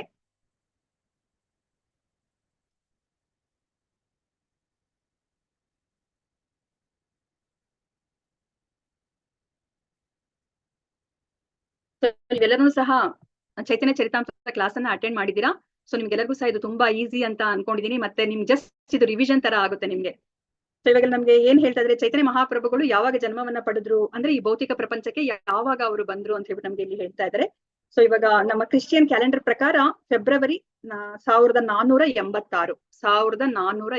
ಸೊ ಹತ್ತತ್ರ 500 ವರ್ಷಗಳ ಹಿಂದೆ ಚೈತನ್ಯ ಮಹಾಪ್ರಭುಗಳು ಫಾಲ್ಗುಣಿ ಪೂರ್ಣಿಮೆಯ ಸಂಜೆ ಬಂಗಾಳದ ನವದ್ವೀಪದ ನಗರದಲ್ಲಿ ಅವರು ಮಾಯಾಪುರದಲ್ಲಿ ಅವರು ಅವತಾರ ಮಾಡಿದ್ರು ಅಂತ ಹೇಳ್ಬಿಟ್ಟು ಹೇಳ್ತಾ ಇದಾರೆ. ಸೊ ಇವಾಗ ನಮ್ಗೆಲ್ಲ ಗೊತ್ತಿರೋ ಹಾಗೇನೆ ಚೈತನ್ಯ ಮಹಾಪ್ರಭುಗಳ ತಂದೆ ಯಾರು, ತಂದೆ ತಾಯಿಯ ಹೆಸರನ್ನ ಯಾರಾದ್ರೂ ಹೇಳ್ತೀರಾ? ಹರೇ ಕೃಷ್ಣ. ಜಗನ್ನಾಥ ಮಿಶ್ರ ಮತ್ತೆ ಓಕೆ, ಶ್ರೀ ಜಗನ್ನಾಥ ಮಿಶ್ರರು ಮತ್ತೆ ಅವರ ತಾಯಿ ಬಂದು ಶಚಿ ಮಾತಾ ಅಲ್ವಾ? ಮತ್ತೆ ಶಚಿ ಮಾತಾ ಅವರ ತಂದೆಯ ಹೆಸರು ಯಾರಾದ್ರೂ ಜ್ಞಾಪಿಸ್ಕೊಂತೀರಾ? ಶಚಿ ಮಾತೆಯ ತಂದೆ ತುಂಬಾ ಅವರು ಖ್ಯಾತ ಶ್ರೀ ನೀಲಾಂಬರ ಚಕ್ರವರ್ತಿ. ಸೊ ಶಚಿ ಮಾತೆಯ ತಂದೆಯವರು ಶ್ರೀ ನೀಲಾಂಬರ ಚಕ್ರವರ್ತಿಯವರು. ಸೊ ಇವಾಗ ಶಚಿ ಮಾತೆಗೆ ಮತ್ತೆ ಜಗನ್ನಾಥ ಮಿಶ್ರ ಅವರಿಗೆ ತುಂಬಾ ಮಕ್ಕಳು ಹುಡ್ತಾರೆ, ಅಂದ್ರೆ ಹೆಣ್ಮಕ್ಳು ಹುಡ್ತಾರೆ. ಆದ್ರೆ ಅವರೆಲ್ಲರನ್ನೂ ಸಹ ಚಿಕ್ಕ ವಯಸ್ಸಲ್ಲೇ ಅವರು ಮರಣವನ್ನು ಹೊಂದ್ತಾರೆ. ಆದ್ರೆ ಅವ್ರಿಗೆ ಇಬ್ರು ಪುತ್ರರು ಕೊನೆಗೆ ಉಳಿತಾರೆ. ಅವ್ರು ಯಾರು ಅಂತಂದ್ರೆ ಶ್ರೀ ವಿಶ್ವರೂಪ, ಅವರು ಚೈತನ್ಯ ಮಹಾಪ್ರಭುಗಳ ಅಣ್ಣ. ಮತ್ತೆ ಚೈತನ್ಯ ಮಹಾಪ್ರಭುಗಳು ಚಿಕ್ಕವರಿದ್ದಾಗ ಅವ್ರನ್ನ ವಿಶ್ವಂಬರ ಅಂತ ಕರಿತಾ ಇದ್ರು. ಸೊ ಕೊನೆಗೆ ವಿಶ್ವರೂಪ ಮತ್ತೆ ವಿಶ್ವಂಬರ ಅವ್ರು ಮಾತ್ರನೇ ಅವರು ಉಳ್ಕೋತಾರೆ. ಸೊ ನಮ್ಮ ಚೈತನ್ಯ ಮಹಾಪ್ರಭುಗಳು ಅವರ ತಂದೆ ತಾಯಿಗೆ 10ನೇ ಮತ್ತೆ ಕೊನೆಯ ಮಗ ಅವರು. ಸೊ ಅವ್ರನ್ನ ನಿಮಾಯಿ ಪಂಡಿತ ಅಂತ ಹೇಳ್ಬಿಟ್ಟು ಕರಿತಾ ಇರ್ತಾರೆ. ಸೊ ಚೈತನ್ಯ ಮಹಾಪ್ರಭುಗಳು ಅವರು ಎಷ್ಟು ವರ್ಷಗಳ ಕಾಲ ಅವರು ಅಂದ್ರೆ ಈ ಭೂಮಿಯಲ್ಲಿ ಅವರು ತಮ್ಮ ಕಾಲಕ್ಷೇಪವನ್ನ ಮಾಡಿದ್ರು ಅಂತ ಹೇಳ್ಬಿಟ್ಟು ಯಾರಾದ್ರೂ ಹೇಳ್ತೀರಾ? ಚೈತನ್ಯ ಮಹಾಪ್ರಭುಗಳು 48 ವರ್ಷಗಳ ಕಾಲ ಅವರು ಇಲ್ಲಿ ಕಾಲಕ್ಷೇಪವನ್ನ ಅವರು ಮಾಡ್ತಾರೆ. ಸೊ ಅದರಲ್ಲಿ ಅವರು 24 ವರ್ಷಗಳ ಕಾಲ ಅವರು ಗೃಹಸ್ಥಾಶ್ರಮದಲ್ಲಿ ಇರ್ತಾರೆ. ಮತ್ತೆ ಇನ್ನ 24 ವರ್ಷಗಳ ಕಾಲ ಅವರು ಸನ್ಯಾಸಾಶ್ರಮದಲ್ಲಿ ಅವರು ಇರ್ತಾರೆ. ಅವ್ರಿಗೆ ಇಬ್ರು ಹೆಂಡತಿಯರು ಇದ್ದಾರೆ. ಅವ್ರ ಹೆಸರುಗಳನ್ನ ಯಾರಾದ್ರೂ ಹೇಳ್ತೀರಾ? ವಿಷ್ಣು ಪ್ರಿಯಾ ಲಕ್ಷ್ಮಿ. ಮೊದಲನೆಯ ಹೆಂಡತಿಯ ಹೆಸರು ಲಕ್ಷ್ಮೀ ಪ್ರಿಯಾ. ಅವರು ಹಾವು ಕಚ್ಚಿ ಅವರು ಸಾವನ್ನಪ್ಪಿದ ಮೇಲೆ ಅವರ ತಾಯಿಯ ಕೋರಿಕೆಯ ಮೇಲೆಗೆ ಅವರು 2ನೇ ಮದುವೆಯನ್ನ ಮಾಡ್ಕೋತಾರೆ. ಅವರು ವಿಷ್ಣು ಪ್ರಿಯಾ ಅಂತ ಹೇಳ್ಬಿಟ್ಟು ವಿಷ್ಣು ಪ್ರಿಯಾ ದೇವಿ. ವಿಷ್ಣು ಪ್ರಿಯಾ ದೇವಿ ಕೇವಲ 16 ವರ್ಷದ ಯುವತಿ ಆಗಿರ್ತಾಳೆ, ಸ್ತ್ರೀ ಆಗಿರ್ತಾಳೆ. ಆ ಸಮಯದಲ್ಲೇನೆ 16 ವರ್ಷದಲ್ಲಿ ಇದ್ದಾಗ್ಲೇನೆ ಚೈತನ್ಯ ಮಹಾಪ್ರಭುಗಳು ಸನ್ಯಾಸಾಶ್ರಮವನ್ನ ಅವರು ಸ್ವೀಕರಿಸ್ತಾರೆ. ಸೊ ನಮಗ್ ಗೊತ್ತಿರೋ ಹಾಗೇನೆ ಚೈತನ್ಯ ಮಹಾಪ್ರಭುಗಳು ಸನ್ಯಾಸಾಶ್ರಮವನ್ನ ಸ್ವೀಕರಿಸಿದ್ಮೇಲೆ ಅವರು ಎಲ್ಲಿಗೆ ಬರ್ತಾರೆ ಅಂತ ಹೇಳ್ಬಿಟ್ಟು ಯಾರಾದ್ರೂ ಹೇಳ್ತೀರಾ? ಚೈತನ್ಯ ಮಹಾಪ್ರಭುಗಳು ಪುರಿ ಜಗನ್ನಾಥ ಪುರಿ ಜಗನ್ನಾಥಕ್ಕೆ ಬರ್ತಾರೆ. ಅವ್ರು ಯಾಕೆ ಬರ್ತಾರೆ ಅಂತ ಹೇಳ್ಬಿಟ್ಟು ನಾವೆಲ್ಲ ತಿಳ್ಕೊಂಡಿದೀವಿ ಅಲ್ವಾ? ಚೈತನ್ಯ ಮಹಾಪ್ರಭುಗಳಿಗೆ ವೃಂದಾವನಕ್ಕೆ ಹೋಗ್ಬೇಕು ಅಂತ ಆಸೆ ಇರುತ್ತೆ. ಆದ್ರೆ ಅವರ ತಾಯಿಯವರು ಹೇಳ್ತಾರೆ, ನೀನು ವೃಂದಾವನಕ್ಕೆ ಹೋದ್ರೆ ನನಗೆ ನಿನ್ನ ಬಗ್ಗೆ ಯಾವುದೇ ಒಂದು ಮಾಹಿತಿ ನನಗೆ ಸಿಗೋದಿಲ್ಲ, ಅದಕ್ಕೋಸ್ಕರ ನೀನು ಪುರಿ ಜಗನ್ನಾಥಕ್ಕೆ ಹೋದ್ರೆ ನನಗೆ ನಿನ್ನ ಬಗ್ಗೆ ಮಾಹಿತಿ ಸಿಗುತ್ತೆ ಅಂತ ಹೇಳ್ಬಿಟ್ಟು ಅವರ ತಾಯಿಯ ಕೋರಿಕೆ ಮೇಲೆಗೆ ಅವ್ರು ಪುರಿ ಜಗನ್ನಾಥಕ್ಕೆ ಅವರು ಹೋಗ್ತಾರೆ. ಇವಾಗ ನಮಗ್ ಗೊತ್ತಿರೋ ಹಾಗೇನೆ ಇವಾಗ ಚೈತನ್ಯ ಮಹಾಪ್ರಭುಗಳು ಬೇರೆ ಯಾರು ಅಲ್ಲ, ಅವರು ಸ್ವತಃ ಶ್ರೀಕೃಷ್ಣನೇ. ಅವರು ರಾಧಾರಾಣಿಯ ಭಾವದಲ್ಲಿ ಬಂದಿದ್ದಾರೆ ಅಂತ ಹೇಳ್ಬಿಟ್ಟು ನಾವು ತಿಳ್ಕೊಂಡಿದೀವಿ ಅಲ್ವಾ? ಸೊ ಅದಾದ್ಮೇಲೆ ಇಲ್ಲಿ ನಮ್ಗೆ ಏನನ್ನ ಹೇಳ್ತಾ ಇದ್ದಾರೆ ಅಂತಂತಂದ್ರೆ,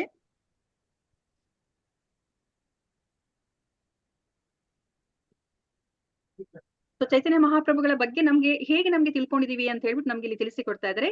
ಚೈತನ್ಯ ಮಹಾಪ್ರಭುಗಳ ಆ ಗೃಹಸ್ಥಾಶ್ರಮದ ಜೀವನ ಅಂದ್ರೆ ಪೂರ್ವಾರ್ಧ, ಆ ಪೂರ್ವಾರ್ಧವನ್ನ ಇಲ್ಲಿ ಮುರಾರಿ ಗುಪ್ತಾ ಅವರು ಚೈತನ್ಯ ಮಹಾಪ್ರಭುಗಳ ಜೊತೆ ಇದ್ದವರು, ಅವರು ಅದನ್ನೆಲ್ಲ ದಾಖಲಿಸಿದ್ದಾರೆ. ಚೈತನ್ಯ ಮಹಾಪ್ರಭುಗಳ ಆ ಪೂರ್ವಾರ್ಧ ಜೀವನ ಹೇಗಿತ್ತು ಅಂತ ಹೇಳ್ಬಿಟ್ಟು. ಅದಾದ್ಮೇಲೆ ಚೈತನ್ಯ ಮಹಾಪ್ರಭುಗಳು ಪುರಿ ಜಗನ್ನಾಥಕ್ಕೆ ಬಂದ್ಮೇಲೆ ಸ್ವರೂಪ ದಾಮೋದರ ಗೋಸ್ವಾಮಿ ಅವರು ಚೈತನ್ಯ ಮಹಾಪ್ರಭುಗಳ ಜೀವನದ ಉತ್ತರಾರ್ಧವನ್ನ ಅವರು ದಾಖಲಿಸಿದ್ದಾರೆ. ಸೊ ಇವಾಗ ನಮ್ಗೆ ಚೈತನ್ಯ ಮಹಾಪ್ರಭುಗಳ ಹುಟ್ಟಿನ ಸಮಯ ಹೇಗಿತ್ತು ಅಂತ ಹೇಳ್ಬಿಟ್ಟು ಇಲ್ಲಿ ನಮ್ಗೆ ಹೇಳ್ತಾ ಇದ್ದಾರೆ. ಸೊ ಇಲ್ಲಿ ನಾವ್ ಏನನ್ನ ತಿಳ್ಕೊಬೇಕು ಅಂತಂದ್ರೆ, ಚೈತನ್ಯ ಮಹಾಪ್ರಭುಗಳು ಈ ಭೌತಿಕ ಪ್ರಪಂಚಕ್ಕೆ ಬಂದಿರೋ ಉದ್ದೇಶದಲ್ಲಿ ಹಲವಾರು ಉದ್ದೇಶಗಳಿದೆ ಅಲ್ವಾ? ಅದರಲ್ಲಿ ತುಂಬಾ ಮುಖ್ಯವಾದ ಉದ್ದೇಶ ಏನು ಅಂತಂದ್ರೆ, ಅವರು ಈ ಹರಿನಾಮ ಸಂಕೀರ್ತನೆಯನ್ನ ಅವರು ಪ್ರತಿಯೊಬ್ಬರಿಗೂ ಅದನ್ನ ಹಂಚಬೇಕು ಅಂತ ಹೇಳ್ಬಿಟ್ಟು ಅವರು ಉದ್ದೇಶ ಇಟ್ಕೊಂಡು ಅವ್ರು ಬಂದಿರೋದು. ಸೊ ಈಗ ಚೈತನ್ಯ ಮಹಾಪ್ರಭುಗಳು ಹುಟ್ಟಿದ ದಿನ ಅಂದ್ರೆ ಈ ಭೌತಿಕ ಪ್ರಪಂಚಕ್ಕೆ ಅವರು ಅವತರಿಸಿದ ದಿನ ಯಾವ ತರ ಇತ್ತು ಅಂತಂತಂದ್ರೆ, ಅವತ್ತಿನ ದಿವಸ ಚಂದ್ರಗ್ರಹಣ ಇತ್ತು ಅಲ್ವಾ? ಸೊ ಅವತ್ತಿನ ದಿವಸ ಎಲ್ಲರನ್ನೂ ಸಹ ಗಂಗಾ ನದಿಯಲ್ಲಿ ಸ್ನಾನ ಮಾಡ್ತಾ ಹರೇ ಕೃಷ್ಣ ಕೃಷ್ಣ ಕೃಷ್ಣ ಹರೇ ಹರೇ, ಹರೇ ರಾಮ ರಾಮ ರಾಮ ಹರೇ ಹರೇ ಅಂತ ಹೇಳ್ಬಿಟ್ಟು ಇಡೀ ಭಾರತ ದೇಶದಲ್ಲಿ ಎಲ್ಲರನ್ನೂ ಸಹ ಹರಿನಾಮ ಸಂಕೀರ್ತನೆಯಲ್ಲಿ ತಮ್ಮನ್ನ ತಾವು ತೊಡಗಿಸ್ಕೊಂಡಿದ್ರು. ಅಂದ್ರೆ ಚೈತನ್ಯ ಮಹಾಪ್ರಭುಗಳು ಈ ಭೌತಿಕ ಪ್ರಪಂಚಕ್ಕೆ ಬರೋದ್ ಸೂಚನೆ ನಮ್ಗೆ ಅದರಿಂದ ಗೊತ್ತಾಗ್ತಾ ಇದೆ. ಹರಿನಾಮ ಸಂಕೀರ್ತನೆ ಅಲ್ಲಿ ನಡೀತಾ ಇದೆ. ಚೈತನ್ಯ ಮಹಾಪ್ರಭುಗಳು ಅದನ್ನ ಎಲ್ಲರೂ ಸಹ ಚೈತನ್ಯ ಮಹಾಪ್ರಭುಗಳನ್ನ ಆತರ ಸ್ವಾಗತ ಮಾಡ್ಕೊಂಡಿದ್ದಾರೆ. ಸೊ ಅದಾದ್ಮೇಲೆ ಚೈತನ್ಯ ಮಹಾಪ್ರಭುಗಳು ಹುಟ್ಟಿದಾದ್ಮೇಲೂ ಸಹ ನಮಗ್ ಗೊತ್ತಿರೋ ಹಾಗೇನೆ ಅವರು ಬಾಲ್ಯದಲ್ಲಿ ಇದ್ದಾಗ ಚಿಕ್ಕ ಮಕ್ಳಿದ್ದಾಗ ಅವ್ರ ಮುಂದೆ ಕೆಲವು ವಸ್ತುಗಳನ್ನ ಇಡ್ತಾರೆ ಅಲ್ವಾ? ಮುಂದೆ ಅವರು ಏನಾಗಬಹುದು ಅಂತ ತಿಳ್ಕೊಳ್ಲಿಕ್ಕೆ. ಆಗ ಚೈತನ್ಯ ಮಹಾಪ್ರಭುಗಳ ಮುಂದೆ ಹಲವಾರು ವಸ್ತುಗಳನ್ನ ಇಟ್ಟಾಗ ಚೈತನ್ಯ ಮಹಾಪ್ರಭುಗಳು ಮುಟ್ಟಿರೋ ಅಂತಹ ವಸ್ತು ಯಾವುದು ಅಂತ ಹೇಳ್ಬಿಟ್ಟು ಯಾರಾದ್ರೂ ಹೇಳ್ತೀರಾ? ಅವ್ರು ಏನನ್ನ ಮುಟ್ತಾರೆ ಅಂತ ಹೇಳ್ಬಿಟ್ಟು, ಯಾವ ವಸ್ತುವಿನ ಕಡೆ ಹೋಗ್ತಾರೆ ಅಂತ? ಶ್ರೀಮದ್ ಭಾಗವತ. ಭಾಗವತಮನ್ನ ಅವರು ಹೋಗಿ ಮುಟ್ತಾರೆ ಅಲ್ವಾ. ಅಂದ್ರೆ ನಮ್ಗೆ ಇದೆಲ್ಲನೂ ಸಹ ಸೂಚನೆಯನ್ನ ನಮ್ಗೆ ಕೊಡ್ತಾ ಇದೆ ಅಲ್ವಾ. ಚೈತನ್ಯ ಮಹಾಪ್ರಭುಗಳು ಹರಿನಾಮವನ್ನ ಹೇಳಲಿಕ್ಕೆ ಬರ್ತಾ ಇದ್ದಾರೆ, ಮತ್ತೆ ಅವ್ರು ಮುಂದೆ ಶ್ರೀಮದ್ ಭಾಗವತಮನ್ನ ಅವರು ಎಲ್ಲರೂ ಓದ್ಲಿಕ್ಕೆ ಅವರು ಆದೇಶವನ್ನ ಕೊಡ್ತಾರೆ ಅನ್ನೋದೆಲ್ಲ ನಮ್ಗೆ ಗೊತ್ತಾಗ್ತಾ ಇದೆ. ಅದಾದ್ಮೇಲೆ ಅವರು ಚಿಕ್ಕ ವಯಸ್ಸಲ್ಲಿದ್ದಾಗ ಅವರು ತುಂಬಾ ಅಳ್ತಾ ಇದ್ರು ಅಲ್ವಾ. ಅಳ್ತಾ ಇದ್ದಾಗ ಅವ್ರನ್ನ ಸಮಾಧಾನ ಮಾಡ್ಲಿಕ್ಕೆ ಎಲ್ಲರೂ ಏನ್ ಮಾಡ್ತಾ ಇದ್ರು ಅಂತ ಹೇಳ್ಬಿಟ್ಟು ನಾವು ತಿಳ್ಕೊಂಡಿದೀವಿ. ಯಾರಾದ್ರೂ ಹೇಳ್ತೀರಾ ಏನ್ ಮಾಡ್ತಾ ಇದ್ರು ಎಲ್ಲರೂ? ಹರಿ ಬೋಲ್. ಹರಿ ಹರಿ ಅಂತ ಹೇಳ್ಬಿಟ್ಟು ಎಲ್ಲರೂ ಸಹ ಹೇಳಿದ್ರೆ ಚೈತನ್ಯ ಮಹಾಪ್ರಭುಗಳು ಎಷ್ಟೇ ಅಳ್ತಾ ಇದ್ರು ಸಹ ಚಿಕ್ಕವರಿದ್ದಾಗ ಅವರು ಸಮಾಧಾನ ಆಗ್ಬಿಡ್ತಾ ಇದ್ರು ಅಲ್ವಾ. ಅಂದ್ರೆ ಹರಿನಾಮದ ಆ ಮಹತ್ವ ಏನು ಅನ್ನೋದನ್ನ ನಮ್ಗೆ ಚೈತನ್ಯ ಮಹಾಪ್ರಭುಗಳು ತೋರಿಸ್ಕೊಡ್ತಾ ಇದ್ದಾರೆ. ನಮ್ಗೆ ಆ ಬಾಲ್ಯದಲ್ಲಿ ನಮ್ಗೆ ಗೊತ್ತಾಗ್ತಾ ಇದೆ. ಮತ್ತೆ ಚೈತನ್ಯ ಮಹಾಪ್ರಭುಗಳು ಎಂತಹ ಅಂದ್ರೆ ಸಾಮಾನ್ಯ ಮಗು ಅಲ್ಲ ಅನ್ನೋದನ್ನ ಚೈತನ್ಯ ಮಹಾಪ್ರಭುಗಳು ಒಂದು ಸರ್ಪದ ಜೊತೆ ಆಟ ಆಡಿದ್ದೇ ಆಗ್ಲಿ, ಅಥವಾ ಒಬ್ಬ ಕಳ್ಳ ಚೈತನ್ಯ ಮಹಾಪ್ರಭುಗಳ ಹಾಕೊಂಡಿರೋ ಒಡವೆಗಳನ್ನ ಅವರು ಅದನ್ನ ಕತ್ಕೋಬೇಕು ಅಂತ ಹೇಳ್ಬಿಟ್ಟು ಮಗುವನ್ನ ತಮ್ಮ ಹೆಗಲ ಮೇಲೆ ಕೂಡಿಸ್ಕೊಂಡು ಬೇರೆ ಕಡೆ ಹೋದಾಗ ಮತ್ತೆ ವಾಪಸ್ಸು ಅವ್ರ ಮನೆ ಮುಂದೆ ಬಂದಿದ್ದು ಅದನ್ನೆಲ್ಲ ನೋಡಿದಾಗ ನಮ್ಗೆ ಏನ್ ಅನ್ಸುತ್ತೆ, ಚೈತನ್ಯ ಮಹಾಪ್ರಭುಗಳು ಸಾಮಾನ್ಯ ಒಬ್ಬ ಮಗು ಅಲ್ಲ ಅಂತ ಹೇಳ್ಬಿಟ್ಟು ನಮ್ಗೆ ಗೊತ್ತಾಗತ್ತೆ ಅವರ ಬಾಲ್ಯದಲ್ಲಿ ಅವರ ಜೀವನವನ್ನ ನೋಡಿದ್ರೆ. ಅದಾದ್ಮೇಲೆ ಎಷ್ಟೊಂದು ಚೈತನ್ಯ ಮಹಾಪ್ರಭುಗಳ ಕಾಲಕ್ಷೇಪಗಳನ್ನ ಇಲ್ಲಿ ಹೇಳ್ತಾ ಇದ್ದಾರೆ. ಸೊ ಇಲ್ಲಿ ಸಮಯ ಇಲ್ದಲೇ ಇರೋದ್ರಿಂದ ನಾನು ನಿಮ್ಗೆ ಅದನ್ನೆಲ್ಲ ಹೇಳ್ತಾ ಇಲ್ಲ. ಸೊ ಇನ್ನ ಒಂದನ್ನ ಹೇಳ್ಬೇಕು ಅಂದ್ರೆ, ಒಂದು ಕಾಲಕ್ಷೇಪ ಹೇಳ್ಬೇಕು ಅಂತಂದ್ರೆ, ನಮಗ್ ಗೊತ್ತಿರೋ ಹಾಗೇನೆ ಚೈತನ್ಯ ಮಹಾಪ್ರಭುಗಳು ಕೇಶವ ಕಾಶ್ಮೀರಿ ಅನ್ನೋ ಒಬ್ಬ ಬ್ರಾಹ್ಮಣನನ್ನ ಅವರು ಸೋಲಿಸ್ತಾರೆ ಅಲ್ವಾ. ಸೊ ನಿಮ್ಗೆಲ್ಲ ಗೊತ್ತಿದೆ ಅಲ್ವಾ? ಯಾರಾದ್ರೂ ಹೇಳ್ತೀರಾ ಅದನ್ನ? ತುಂಬಾ ಸಂಕ್ಷಿಪ್ತವಾಗಿ ಹೇಳಲಿಕ್ಕೆ ಪ್ರಯತ್ನ ಮಾಡಿ. ಕೇಶವ ಕಾಶ್ಮೀರಿ ಜೊತೆ ಏನಾಗತ್ತೆ ಅಂತ ಹೇಳ್ಬಿಟ್ಟು, ಆ ಕಾಲಕ್ಷೇಪ ಏನಾಗತ್ತೆ ಅಂತ ಹೇಳ್ಬಿಟ್ಟು ಹೇಳ್ತೀರಾ?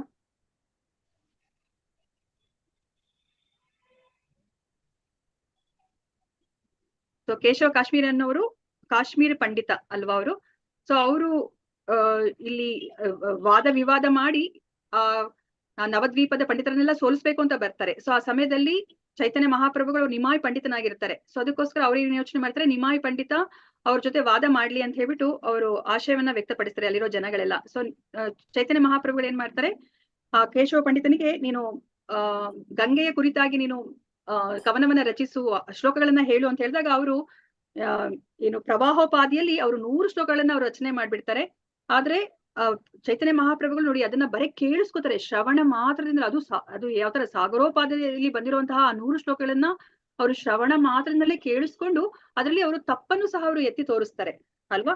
ಅದ್ರಲ್ಲಿ ಅವ್ರು ಏನ್ ಹೇಳ್ತಾರೆ, ಭವಾನಿ ಭರ್ತೃ ಅನ್ನೋದನ್ನ ಆ ಪದದ ಬಳಕೆ ನೀನ್ ತಪ್ಪಾಗಿ ಮಾಡಿದೀರಾ ಅಂತ ಹೇಳಿದಾಗ ಈ ಕೇಶವ ಕಾಶ್ಮೀರಿಗೆ ಅವ್ರಿಗೆ ಆಶ್ಚರ್ಯ ಆಗೋಗುತ್ತೆ, ಅವಮಾನ ಆದಂಗಾಗುತ್ತೆ. ಇದೇನಿದು, ಇಷ್ಟು ಚಿಕ್ಕ ಹುಡುಗನಿಂದ ನಾನು ಇವಾಗ ಸೋಲನ್ನ ಅನುಭವಿಸ್ಬೇಕಾಯ್ತಲ್ಲ ಅಂತ ಹೇಳ್ಬಿಟ್ಟು ಅವರು ಸರಸ್ವತಿ ಮಾತೆಯನ್ನ ಅವರು ಏನು ಪ್ರಾರ್ಥನೆ ಮಾಡ್ತಾರೆ. ಆಗ ಸರಸ್ವತಿ ಮಾತೆ ಅವ್ರ ಕನಸಿನಲ್ಲಿ ಬಂದು ಅವ್ರು ಏನ್ ಹೇಳ್ತಾರೆ, ಸರಸ್ವತಿ ಮಾತೆ ಅವರು ನನ್ನ ಒಡೆಯ, ನಾನು ಅವ್ರಿಗೆ ಏನು ಅವರ ಆಜ್ಞೆನ ನಾನು ಪಾಲಿಸ್ಬೇಕಾಗಿರೋಳು, ಅವ್ರು ಬೇರೆ ಯಾರು ಅಲ್ಲ, ಅವರು ದೇವೋತ್ತಮ ಪರಮ ಪುರುಷ, ನೀನು ಅವರಿಗೆ ಶರಣಾಗು ಅಂತ ಹೇಳ್ಬಿಟ್ಟು ಸರಸ್ವತಿ ಮಾತೆ ಕಾಶ್ಮೀರಿ ಪಂಡಿತನಿಗೆ ಹೇಳ್ತಾರೆ ಅಲ್ವಾ. ನಮಗೆ ಅದರಿಂದ ಗೊತ್ತಾಗುತ್ತೆ ಚೈತನ್ಯ ಮಹಾಪ್ರಭುಗಳು ಸಾಮಾನ್ಯ ವ್ಯಕ್ತಿ ಅಲ್ಲ, ಅವರು ದೇವೋತ್ತಮ ಪರಮ ಪುರುಷ ಅಂತ ಹೇಳ್ಬಿಟ್ಟು.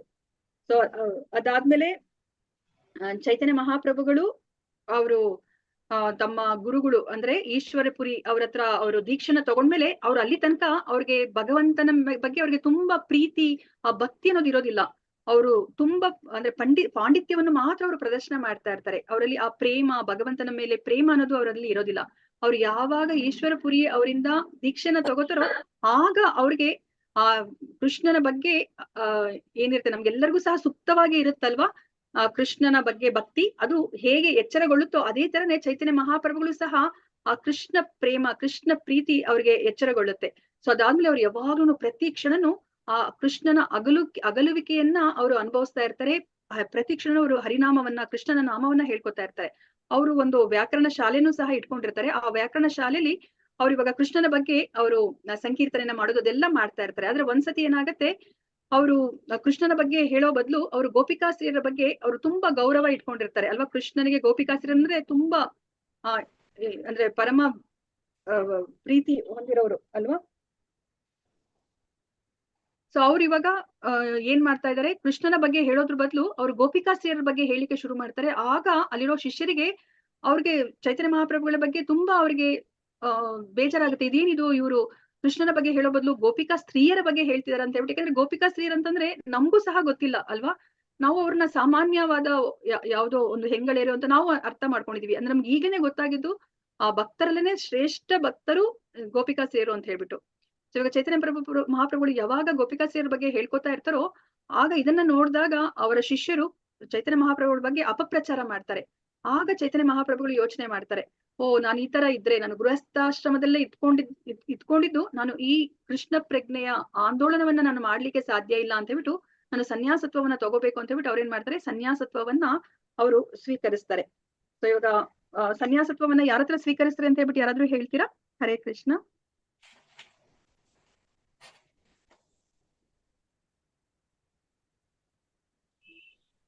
ಅವರು ಕೇಶವ ಭಾರತಿ ಅನ್ನೋರ ಹತ್ರ ಕೇಶವ ಭಾರತಿ ಅನ್ನೋರ ಹತ್ರ ಅವರು ಸನ್ಯಾಸತ್ವವನ್ನ ಅವರು ಸ್ವೀಕರಿಸ್ತಾರೆ ಅಲ್ವಾ.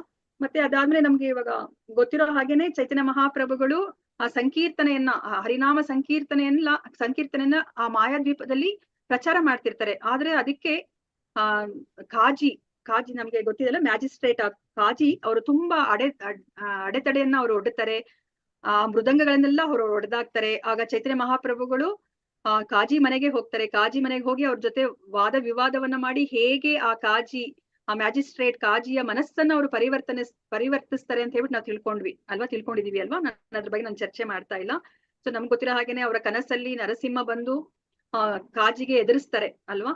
ಮತ್ತೆ ಅವಾಗ ಕಾಜಿ ಏನ್ ಮಾಡ್ತಾರೆ, ಕೊನೆಗೆ ಚೈತನ್ಯ ಮಹಾಪ್ರಭುಗಳಿಗೆ ಅವರು ಶರಣಾಗ್ತಾರೆ. ಸೊ ಅದಾದ್ಮೇಲೆ ಅವ್ರು ಏನ್ ಹೇಳ್ತಾರೆ, ಇನ್ನು ಮುಂದೆ ಯಾವತ್ತೂ ಸಹ ನಿಮ್ಗೆ ಅಡ್ಡಿ ಆತಂಕಗಳು ಬರ್ದಲೇ ಇರೋ ತರ ನಾನು ನೋಡ್ಕೋತೀನಿ ಅಂತ ಹೇಳ್ಬಿಟ್ಟು ಅವ್ರು ಉಯಿಲನ್ನು ಸಹ ಅವರು ಬರ್ಕೊಡ್ತಾರೆ.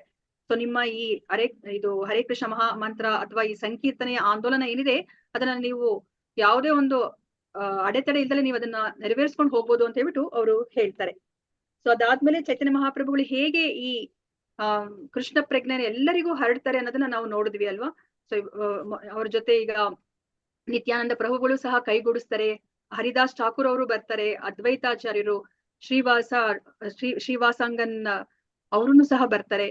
ಅವರೆಲ್ಲರೂ ಸಹ ಹೇಗೆ ಚೈತನ್ಯ ಮಹಾಪ್ರಭುಗಳಿಗೆ ಅವರು ಸಹಾಯ ಮಾಡ್ತಾರೆ, ಈ ಕೈ ಜೋಡಿಸ್ತಾರೆ, ಈ ಕೃಷ್ಣ ಪ್ರಜ್ಞೆನ ಎಲ್ಲ ಕಡೆ ಅವರು ಪ್ರಚಾರ ಮಾಡ್ಲಿಕ್ಕೆ ಅಂತ ನಾವು ನೋಡಿದೀವಿ. ಜಗಾಯ್ ಮದಾಯ್ ಅವ್ರ ಬಗ್ಗೆನೂ ಸಹ ನಾವು ತಿಳ್ಕೊಂಡಿದೀವಿ. ಸೊ ಆ ಜಗಾಯ್ ಮದಾಯ್ ಅವರ ಆ ಕಾಲಕ್ಷೇಪವನ್ನ ನೋಡಿದಾಗ ಸೊ ನಮ್ಗೆ ಆ ನಿತ್ಯಾನಂದ ಪ್ರಭುಗಳು ಅವರು ಎಷ್ಟು ಕರುಣಾಮಯಿಗಳು ಅಲ್ವಾ. ಮತ್ತೆ ಅವರು ಎಷ್ಟು ಎಂತಹ ಆಲೋಚನೆಯನ್ನ ಮಾಡ್ತಾರೆ ಅಂತಂದ್ರೆ, ಇಂತಹ ದುಷ್ಟರೇ ಕೃಷ್ಣ ಪ್ರಜ್ಞೆಗೆ ಬಂದ್ರೆ ಎಲ್ಲರೂ ಸಹ ಈ ಕೃಷ್ಣ ಪ್ರಜ್ಞೆನ ಒಪ್ಕೋತಾರೆ, ಸ್ವೀಕಾರ ಮಾಡ್ತಾರೆ ಅಂತ ಹೇಳ್ಬಿಟ್ಟು ನಿತ್ಯಾನಂದ ಪ್ರಭುಗಳು ಯೋಚನೆಯನ್ನ ಮಾಡ್ತಾರೆ ಅಲ್ವಾ. ಸೊ ಅದಾದ್ಮೇಲೆ ನಾವು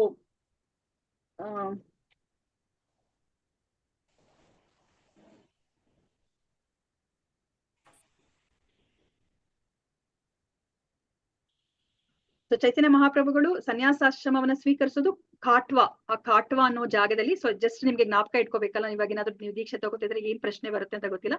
ಸೊ ಈ ಕಾಟ್ವಾ ಅನ್ನೋ ಒಂದು ಜಾಗದಲ್ಲಿ ಅವರು ಕೇಶವ ಭಾರತಿ ಅವರಿಂದ ಅವರು ಸನ್ಯಾಸಾಶ್ರಮವನ್ನ ಅವರು ತಗೋತಾರೆ. ಸೊ ಇವಾಗ ನಮ್ಗೆ ಗೊತ್ತಿರೋ ಹಾಗೆ ಕೇಶವ ಭಾರತಿಯವರು ವೈಷ್ಣವ ಸಂಪ್ರದಾಯದಲ್ಲಿ ಇಲ್ಲ, ಆದ್ರೂ ಸಹ ಚೈತನ್ಯ ಮಹಾಪ್ರಭುಗಳು ಅವ್ರ ಹತ್ರ ಸನ್ಯಾಸಾಶ್ರಮವನ್ನ ಅವರು ಸ್ವೀಕರಿಸ್ಕೊತಾರೆ. ಸೊ ಅವ್ರು ಯಾವಾಗ ಸನ್ಯಾಸಾಶ್ರಮವನ್ನ ಸ್ವೀಕರಿಸ್ತಾರೆ ಅನ್ನೋದು ಇದು ತುಂಬಾ ಮುಖ್ಯವಾದದ್ದು. ಸೊ ಇದನ್ನೆಲ್ಲರೂ ಸಹ ಜ್ಞಾಪಕ ಇಟ್ಕೋಬೇಕು. ಯಾವಾಗ ಸ್ವೀಕರಿಸ್ತಾರೆ ಅಂದ್ರೆ ಅವರ 24ನೇ ವರ್ಷದ ಕೊನೆಯಲ್ಲಿ ಮಾಘ ಮಾಸದಲ್ಲಿ ಮಹಾಪ್ರಭುಗಳು ಸನ್ಯಾಸಾಶ್ರಮ ಸ್ವೀಕರಿಸ್ತಾರೆ. ಓಕೆ, ಅಂದ್ರೆ 24 ವರ್ಷದ ಕೊನೆಯಲ್ಲಿ ಮಾಘ ಮಾಸದಲ್ಲಿ ಮಹಾಪ್ರಭುಗಳು ಸನ್ಯಾಸಾಶ್ರಮವನ್ನ ಸ್ವೀಕರಿಸ್ತಾರೆ. ಆಗ ಅವರು ಭಾಗವತ ಧರ್ಮದ ಪೂರ್ಣ ಪ್ರಮಾಣದ ಬೋಧಕರಾಗ್ತಾರೆ ಅಂತ ಹೇಳ್ಬಿಟ್ಟು ಇಲ್ಲಿ ಹೇಳ್ತಾ ಇದ್ದಾರೆ. ಸೊ ಈಗ ಅವ್ರಿಗೆ ಯಾರ್ಯಾರು ಸಹಾಯಕರಾಗ್ತಾರೆ ಅಂತ ನಾವು ತಿಳ್ಕೊಂಡಿದೀವಿ. ಅದ್ರ ಜೊತೆ ಇನ್ನ ಮುಖ್ಯವಾಗಿ ಅವರಿಗೆ ಸಹಾಯವನ್ನ ಮಾಡೋದು ಈ ಕೃಷ್ಣ ಪ್ರಜ್ಞೆನ ಎಲ್ಲಾ ಕಡೆ ಪ್ರಚಾರ ಮಾಡ್ಲಿಕ್ಕೆ ಅಂದ್ರೆ 6 ಮಂದಿ ಗೋಸ್ವಾಮಿಗಳು ಅಲ್ವಾ. ನಮ್ಗೆ ಗೊತ್ತಿರೋ ಹಾಗೆ ರೂಪ ಗೋಸ್ವಾಮಿ, ಸನಾತನ ಗೋಸ್ವಾಮಿ, ಜೀವ ಗೋಸ್ವಾಮಿ, ಗೋಪಾಲ ಭಟ್ಟ ಗೋಸ್ವಾಮಿ, ರಘುನಾಥದಾಸ ಗೋಸ್ವಾಮಿ, ಗೋಪಾಲ ಭಟ್ಟ ಗೋಸ್ವಾಮಿ ಅವರೆಲ್ಲರನ್ನೂ ಸಹ ಚೈತನ್ಯ ಮಹಾಪ್ರಭುಗಳ ಆಶಯವನ್ನ ಪೂರ್ತಿಗೊಳಿಸ್ಲಿಕ್ಕೆ ಅವರು ತಮ್ಮ ಜೀವನವನ್ನೇ ಮುಡುಪಾಗಿರ್ತಾರೆ ಅಂತ ನಾವು ತಿಳ್ಕೊಂಡಿದೀವಿ ಅಲ್ವಾ. ಸೊ ಅದಾದ್ಮೇಲೆ ಚೈತನ್ಯ ಮಹಾಪ್ರಭುಗಳು ಅವರು ಸನ್ಯಾಸಾಶ್ರಮವನ್ನ ಸ್ವೀಕರಿಸಿದ ಮೇಲೆ ಅವರು ವೃಂದಾವನಕ್ಕೆ ಹೋಗ್ಬೇಕು ಅಂತ ಅವರು ಇಚ್ಛೆಯನ್ನ ಪಡ್ತಾರೆ. ಆದ್ರೆ ಅವರು ವೃಂದಾವನಕ್ಕೆ ಹೋಗ್ದಲೇ ಇರೋ ತರ ನಿತ್ಯಾನಂದ ಪ್ರಭುಗಳು ತಡಿತಾರೆ ಅಲ್ವಾ. ಅವ್ರನ್ನ ತಡೆದ್ಬಿಟ್ಟು ಅದ್ವೈತ ಆಚಾರ್ಯರ ಮನೆಗೆ ಅಂದ್ರೆ ಶಾಂತಿಪುರಕ್ಕೆ ಹೋಗೋ ತರ ಮಾಡ್ತಾರೆ. ಶಾಂತಿಪುರದಲ್ಲಿ ಅವರು ಚೈತನ್ಯ ಮಹಾಪ್ರಭುಗಳ ತಾಯಿ ಶಚಿ ಮಾತೆ ಚೈತನ್ಯ ಮಹಾಪ್ರಭುಗಳನ್ನ ಭೇಟಿಯಾಗ್ಲಿಕ್ಕೆ ಅವ್ರು ಎಲ್ಲ ವ್ಯವಸ್ಥೆಯನ್ನ ಅವ್ರು ಮಾಡ್ಕೊಡ್ತಾರೆ ಅಲ್ವಾ. ನಾವು ಅದನ್ನ ತಿಳ್ಕೊಂಡಿದೀವಿ. ಅದಾದ್ಮೇಲೆ ಚೈತನ್ಯ ಮಹಾಪ್ರಭುಗಳು ಹತ್ತತ್ರ 6 ವರ್ಷಗಳ ಕಾಲ ಅವರು ಈ ದಕ್ಷಿಣ ಭಾರತದಲ್ಲಿ ಅವರು ಪ್ರವಾಸವನ್ನ ಮಾಡ್ತಾರೆ. ಆ ಸಮಯದಲ್ಲಿ ಎಷ್ಟೆಲ್ಲ ಕಾಲಕ್ಷೇಪಗಳಿರುತ್ತೆ ಅನ್ನೋದನ್ನ ನಾವು ನೋಡಿದೀವಿ ಅಲ್ವಾ. ನಾವು ಅವರು ಕ್ಷೀರ್ಚೋರ್, ಗೋಪಿನಾಥ್, ಆ ಕಾಲಕ್ಷೇಪವನ್ನ ನಾವು ನೋಡಿದೀವಿ. ಅದಾದ್ಮೇಲೆ ಸಾಕ್ಷಿ ಗೋಪಾಲ್ ಆ ಕಾಲಕ್ಷೇಪವನ್ನ ನಾವು ನೋಡಿದೀವಿ. ಅದನ್ನೆಲ್ಲಾನು ಸಹ ಇಲ್ಲಿ ಶ್ರೀಲ ಪ್ರಭುಪಾದರು ಈ ಪ್ರಸ್ತಾವನೆಯಲ್ಲಿ ನಮ್ಗೆ ಹೇಳ್ತಾ ಇದ್ದಾರೆ. ಅದಾದ್ಮೇಲೆ 6 ವರ್ಷಗಳು ಅವರು ದಕ್ಷಿಣ ಭಾರತದೆಲ್ಲ ಪ್ರವಾಸ ಮಾಡ್ಕೊಂಡು ಬಂದ್ಮೇಲೆ ಅವರು ಪುರಿಯಲ್ಲಿ ಅವರು ಕೊನೆಗೆ ಅವರು ಮುಂದಿನ ವರ್ಷಗಳನ್ನ ಅಂದ್ರೆ 48 ವರ್ಷಗಳು ಆಗೋ ತನಕ ಅವರು ಪುರಿಯಲ್ಲೇನೆ ಅವರು ಇರ್ತಾರೆ. ಸೊ ಪುರಿಯಲ್ಲಿ ಇದ್ದಾಗ ಅವರು ಮೊದಲನೇ ಬಾರಿ ಆ ಜಗನ್ನಾಥನ ದರ್ಶನವನ್ನ ಮಾಡಿದಾಗ ಅವರು ಭಾವ ಪರವಶರಾಗಿ ಪ್ರಜ್ಞಾಹೀನರಾಗ್ತಾರೆ ಅಲ್ವಾ. ಪ್ರಜ್ಞಾಹೀನರಾದಾಗ ಸಾರ್ವಭೌಮ ಭಟ್ಟಾಚಾರ್ಯರು ಅವ್ರನ್ನ ಗುರುತಿಸ್ತಾರೆ ಅಲ್ವಾ. ಇವ್ರು ಸಾಮಾನ್ಯ ವ್ಯಕ್ತಿ ಅಲ್ಲ, ಯಾಕಂದ್ರೆ ಅವರಲ್ಲಿ ಅಷ್ಟು ಕಾಂತಿ ಇರುತ್ತೆ ಅವರ ದೇಹದಲ್ಲಿ. ಅದನ್ನ ನೋಡಿ ಇವ್ರು ಸಾಮಾನ್ಯ ವ್ಯಕ್ತಿ ಅಲ್ಲ ಅಂತ ಹೇಳ್ಬಿಟ್ಟು ಅವ್ರು ಏನ್ ಮಾಡ್ತಾರೆ, ಇವರು ಸಮಾಧಿ ಸ್ಥಿತಿಯಲ್ಲಿ ಇರಬಹುದು ಅಂತ ಹೇಳ್ಬಿಟ್ಟು ಅವ್ರು ಮಾತ್ರನೇ ಅರ್ಥ ಮಾಡ್ಕೋತಾರೆ. ಅರ್ಥ ಮಾಡ್ಕೊಂಡು ಅವ್ರ ಮನೆಗೆ ಕರ್ಕೊಂಡೋಗಿ ಅವ್ರನ್ನ ಉಪಚಾರ ಮಾಡ್ತಾರೆ. ಆದ್ರೆ ಅವ್ರಿಗೆ ಗೊತ್ತಿರೋದಿಲ್ಲ ಹೇಗೆ ಚೈತನ್ಯ ಮಹಾಪ್ರಭುಗಳನ್ನ ಈ ಭಾವ ಪರವಶದಿಂದ ಅವ್ರ ಮೇಲೆ ಎದ್ದೋಳಿಸ್ಬೇಕು, ಅವ್ರನ್ನ ಎಚ್ಚರಗೊಳಿಸ್ಬೇಕು ಅಂತ ಹೇಳ್ಬಿಟ್ಟು ಅವ್ರಿಗೆ ಗೊತ್ತಿರೋದಿಲ್ಲ. ಕೊನೆಗೆ ಚೈತನ್ಯ ಮಹಾಪ್ರಭುಗಳ ಸಂಗಾತಿಗಳು ಅಂದ್ರೆ ನಿತ್ಯಾನಂದ ಪ್ರಭುಗಳು ಅವರೆಲ್ಲರನ್ನೂ ಸಹ ಚೈತನ್ಯ ಮಹಾಪ್ರಭುಗಳನ್ನ ಹುಡುಕೊಂಡ್ ಬರ್ತಾರೆ, ಎಲ್ಲಿ ಹೋಗಿದ್ದಾರೆ ಚೈತನ್ಯ ಮಹಾಪ್ರಭುಗಳು ಅಂತ ಹೇಳ್ಬಿಟ್ಟು. ಅವಾಗ ಅವ್ರಿಗೆ ಗೊತ್ತಿರುತ್ತೆ ಅಲ್ವಾ, ಏನನ್ನ ಮಾಡಿದ್ರೆ ಚೈತನ್ಯ ಮಹಾಪ್ರಭುಗಳು ಎದ್ದೊಳ್ತಾರೆ ಅಂತ ಹೇಳ್ಬಿಟ್ಟು ಅವರು ಅವಾಗ ಹರೇ ಕೃಷ್ಣ ಮಹಾಮಂತ್ರವನ್ನ ಅವರು ಹೇಳ್ತಾರೆ. ಅಂದ್ರೆ ಕೃಷ್ಣನ ಸ್ತುತಿಯನ್ನ ಮಾಡಿದ ತಕ್ಷಣನೇ, ಹರಿನಾಮವನ್ನ ಕೇಳಿದ ತಕ್ಷಣನೇ ಚೈತನ್ಯ ಮಹಾಪ್ರಭುಗಳು ಎಚ್ಚರಗೊಳ್ತಾರೆ. ಎಚ್ಚರಗೊಂಡು ಅವರು ಸಾರ್ವಭೌಮ ಭಟ್ಟಾಚಾರ್ಯರ ಅವ್ರ ಮನೆಯಲ್ಲೇನೆ ಅವರು ಆತಿಥ್ಯವನ್ನ ಸ್ವೀಕರಿಸ್ತಾರೆ. ಸಾರ್ವಭೌಮ ಭಟ್ಟಾಚಾರ್ಯರ ಅವರ ಭಾವ ಮೈದುನ ಗೋಪಿನಾಥ ಆಚಾರ್ಯರಿಗೆ ಸಾರ್ವಭೌಮ ಭಟ್ಟಾಚಾರ್ಯ ಅವರು ಮಾಯಾವಾದಿಯಾಗಿರ್ತಾರೆ. ಅವರು ಇವಾಗ ಈ ಭಕ್ತಿ ಮಾರ್ಗಕ್ಕೆ ಬರ್ಬೇಕಂತ ಬಿಡಿ ಇವ್ರಿಗೆ ತುಂಬಾ ಆಶಯ ಇರುತ್ತೆ. ಸೊ ಕೊನೆಗೆ ಅವ್ರ ಮನೇಲಿ ಇದ್ದಾಗ ಚೈತನ್ಯ ಮಹಾಪ್ರಭುಗಳಿಗೆ ಸಾರ್ವಭೌಮ ಭಟ್ಟಾಚಾರ್ಯರು ಈ ವೇದಾಂತ ಸೂತ್ರಗಳನ್ನ ಹೇಳಲಿಕ್ಕೆ ಅವರು ಇಷ್ಟಪಟ್ಟು ಚೈತನ್ಯ ಮಹಾಪ್ರಭುಗಳು ಹೇಳ್ತಾರೆ, ನೀವು ಆ ವೇದಾಂತ ಸೂತ್ರಗಳನ್ನ ಕೇಳಿಸ್ಕೊಳ್ಳಿ ಅಂತ ಹೇಳ್ಬಿಟ್ಟು ಅವರು ಅದನ್ನ ಹೇಳಲಿಕ್ಕೆ ಶುರು ಮಾಡ್ತಾರೆ. ಸೊ ಚೈತನ್ಯ ಮಹಾಪ್ರಭುಗಳನ್ನ ಸತತವಾಗಿ 7 ದಿನಗಳ ಕಾಲ ಕೇಳ್ತಾರೆ. ಅವ್ರು ಏನನ್ನೂ ಮಾತಾಡೋದಿಲ್ಲ. ಅವ್ರಿಗೆ ಯಾವುದೇ ಒಂದು ಡೌಟ್ಸ್ ಅನ್ನು ಕೇಳೋದಿಲ್ಲ, ಮತ್ತೆ ಏನನ್ನೂ ಅವರು ಪ್ರತಿಕ್ರಿಯೆಯನ್ನ ತೋರಿಸೋದಿಲ್ಲ. ಆಗ ಇವ್ರಿಗೆ ಆಶ್ಚರ್ಯ ಆಗೋಗುತ್ತೆ, ಏನಿದು ನಿನ್ಗೆ ಅರ್ಥ ಆಗ್ತಾ ಇದ್ಯಾ, ನೀನ್ ಏನು ಒಂದನ್ನು ಮಾತಾಡ್ತಾ ಇಲ್ಲ ಅಂತ ಹೇಳಿದಾಗ ಆಗ ಚೈತನ್ಯ ಮಹಾಪ್ರಭುಗಳು ಅವರು ಈ ಭಕ್ತಿ ಮಾರ್ಗದ ಬಗ್ಗೆ ಅವರು ಅರ್ಥ ಮಾಡಿಸ್ತಾರೆ. ಅಂದ್ರೆ ನಾವು ಇವಾಗ ಅಂದ್ರೆ ವೇದಗಳು ಮತ್ತೆ ಈ ಭಾಗವತಂ ಕುರಿತಾಗಿ ಅವರು ಆ ಸಾರ್ವಭೌಮ ಭಟ್ಟಾಚಾರ್ಯರವ್ರಿಗೆ ಅರ್ಥ ಮಾಡಿಸ್ತಾರೆ. ಸೊ ಅರ್ಥ ಮಾಡಿಸಿದಾಗ ಸಾರ್ವಭೌಮ ಭಟ್ಟಾಚಾರ್ಯರು ಚೈತನ್ಯ ಮಹಾಪ್ರಭುಗಳನ್ನ ಅವರ ವಾದ ವಿವಾದವನ್ನ ಅವರು ಒಪ್ಕೊಂಡು ಅವರು ಚೈತನ್ಯ ಮಹಾಪ್ರಭುಗಳಿಗೆ ಶರಣಾಗ್ತಾರೆ. ಚೈತನ್ಯ ಮಹಾಪ್ರಭುಗಳು ಅವ್ರನ್ನ ಒಮ್ಮೆ ಆಲಿಂಗನ ಮಾಡ್ತಾರೆ. ಆಲಿಂಗನ ಮಾಡಿದ ತಕ್ಷಣನೇ ಅವ್ರಿಗೆ ನಮಗ್ ಗೊತ್ತಿರೋ ಹಾಗೇನೆ ಅವರು ಸಹ ಭಾವ ಪರವಶತೆಗೆ ಒಳಗಾಗ್ತಾರೆ. ಸಾರ್ವಭೌಮ ಭಟ್ಟಾಚಾರ್ಯರು ಅವತ್ತಿನಿಂದ ಅವರು ಸಹ ಭಕ್ತಿ ಮಾರ್ಗಕ್ಕೆ ಬರ್ತಾರೆ ಸಾರ್ವಭೌಮ ಭಟ್ಟಾಚಾರ್ಯರು.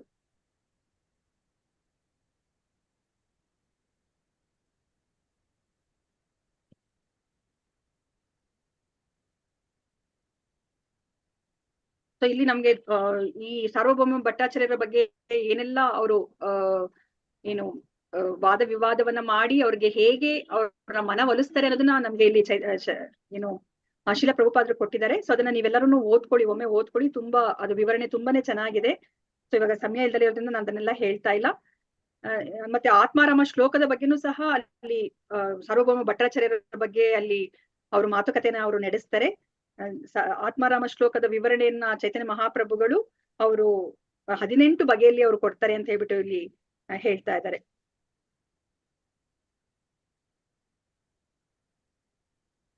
ಸೊ ಅದಾದ್ಮೇಲೆ ನಾವ್ ಇವಾಗ ತಿಳ್ಕೊಬೇಕಾಗಿದೆ ಏನು ಅಂತಂದ್ರೆ, ನಮ್ಗೆ ಇವಾಗ ಚೈತನ್ಯ ಮಹಾಪ್ರಭುಗಳು ಹೇಗೆ ಅವರು ಗೋಸ್ವಾಮಿಗಳನ್ನ ಭೇಟಿ ಆಗ್ತಾರೆ ಅಂತ. ಅದರಲ್ಲಿ ಪ್ರಮುಖವಾದವರು ರೂಪ ಗೋಸ್ವಾಮಿ ಮತ್ತೆ ಸನಾತನ ಗೋಸ್ವಾಮಿ. ಸೊ ರೂಪ ಗೋಸ್ವಾಮಿ ಅವರನ್ನ ಅವರು ಪ್ರಯಾಗದಲ್ಲಿ ಅವರು ಭೇಟಿಯಾಗಿ 10 ದಿನಗಳಲ್ಲಿ ಅವರು ಈ ಭಕ್ತಿಯ ಕುರಿತಾಗಿ ಅವ್ರಿಗೆ ತಿಳಿಸಿಕೊಡ್ತಾರೆ. ಸೊ ಅದಾದ್ಮೇಲೆ ಮತ್ತೆ ಸನಾತನ ಗೋಸ್ವಾಮಿ ಅವರ ಜೊತೆ ಅವರು ಹತ್ತತ್ರ 2 ತಿಂಗಳ ಕಾಲದಲ್ಲಿ ಅವರು ಭಗವಂತನ ಜೊತೆ ನಮ್ಮ ಸಂಬಂಧ ಏನು ಅನ್ನೋದನ್ನ ನಮ್ಗೆ ತಿಳಿಸಿಕೊಡ್ತಾರೆ ಅಲ್ವಾ. ಸಂಬಂಧದ ಆಚಾರ್ಯರು ಮತ್ತೆ ಅಭಿಧೇಯದ ಆಚಾರ್ಯರು ಯಾರು ಅಂತ ನಾವು ತಿಳ್ಕೊಂಡಿದೀವಿ ಇದಕ್ಕಿಂತ ಮುಂಚೆ. ಸೊ ಸಂಬಂಧದ ಆಚಾರ್ಯರು ಯಾರಾದ್ರೂ ಜ್ಞಾಪಿಸ್ಕೋತೀರಾ? ಹರೇ ಕೃಷ್ಣ. ಸಂಬಂಧದ ಆಚಾರ್ಯರು ಯಾರು, ಮತ್ತೆ ಅಭಿಧೇಯ ಪ್ರಯೋಜನದ ಆಚಾರ್ಯರು ಯಾರು ಅಂತ ಹೇಳ್ಬಿಟ್ಟು ಯಾರಾದ್ರೂ ಹೇಳ್ತೀರಾ?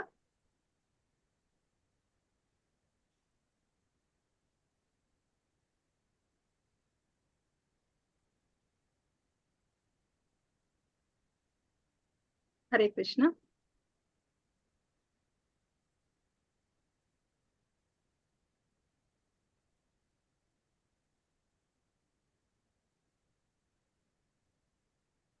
ರೂಪ ಗೋಸ್ವಾಮಿ ಮತ್ತು ಸನಾತನ ಗೋಸ್ವಾಮಿ ಮಾತಾಜಿ.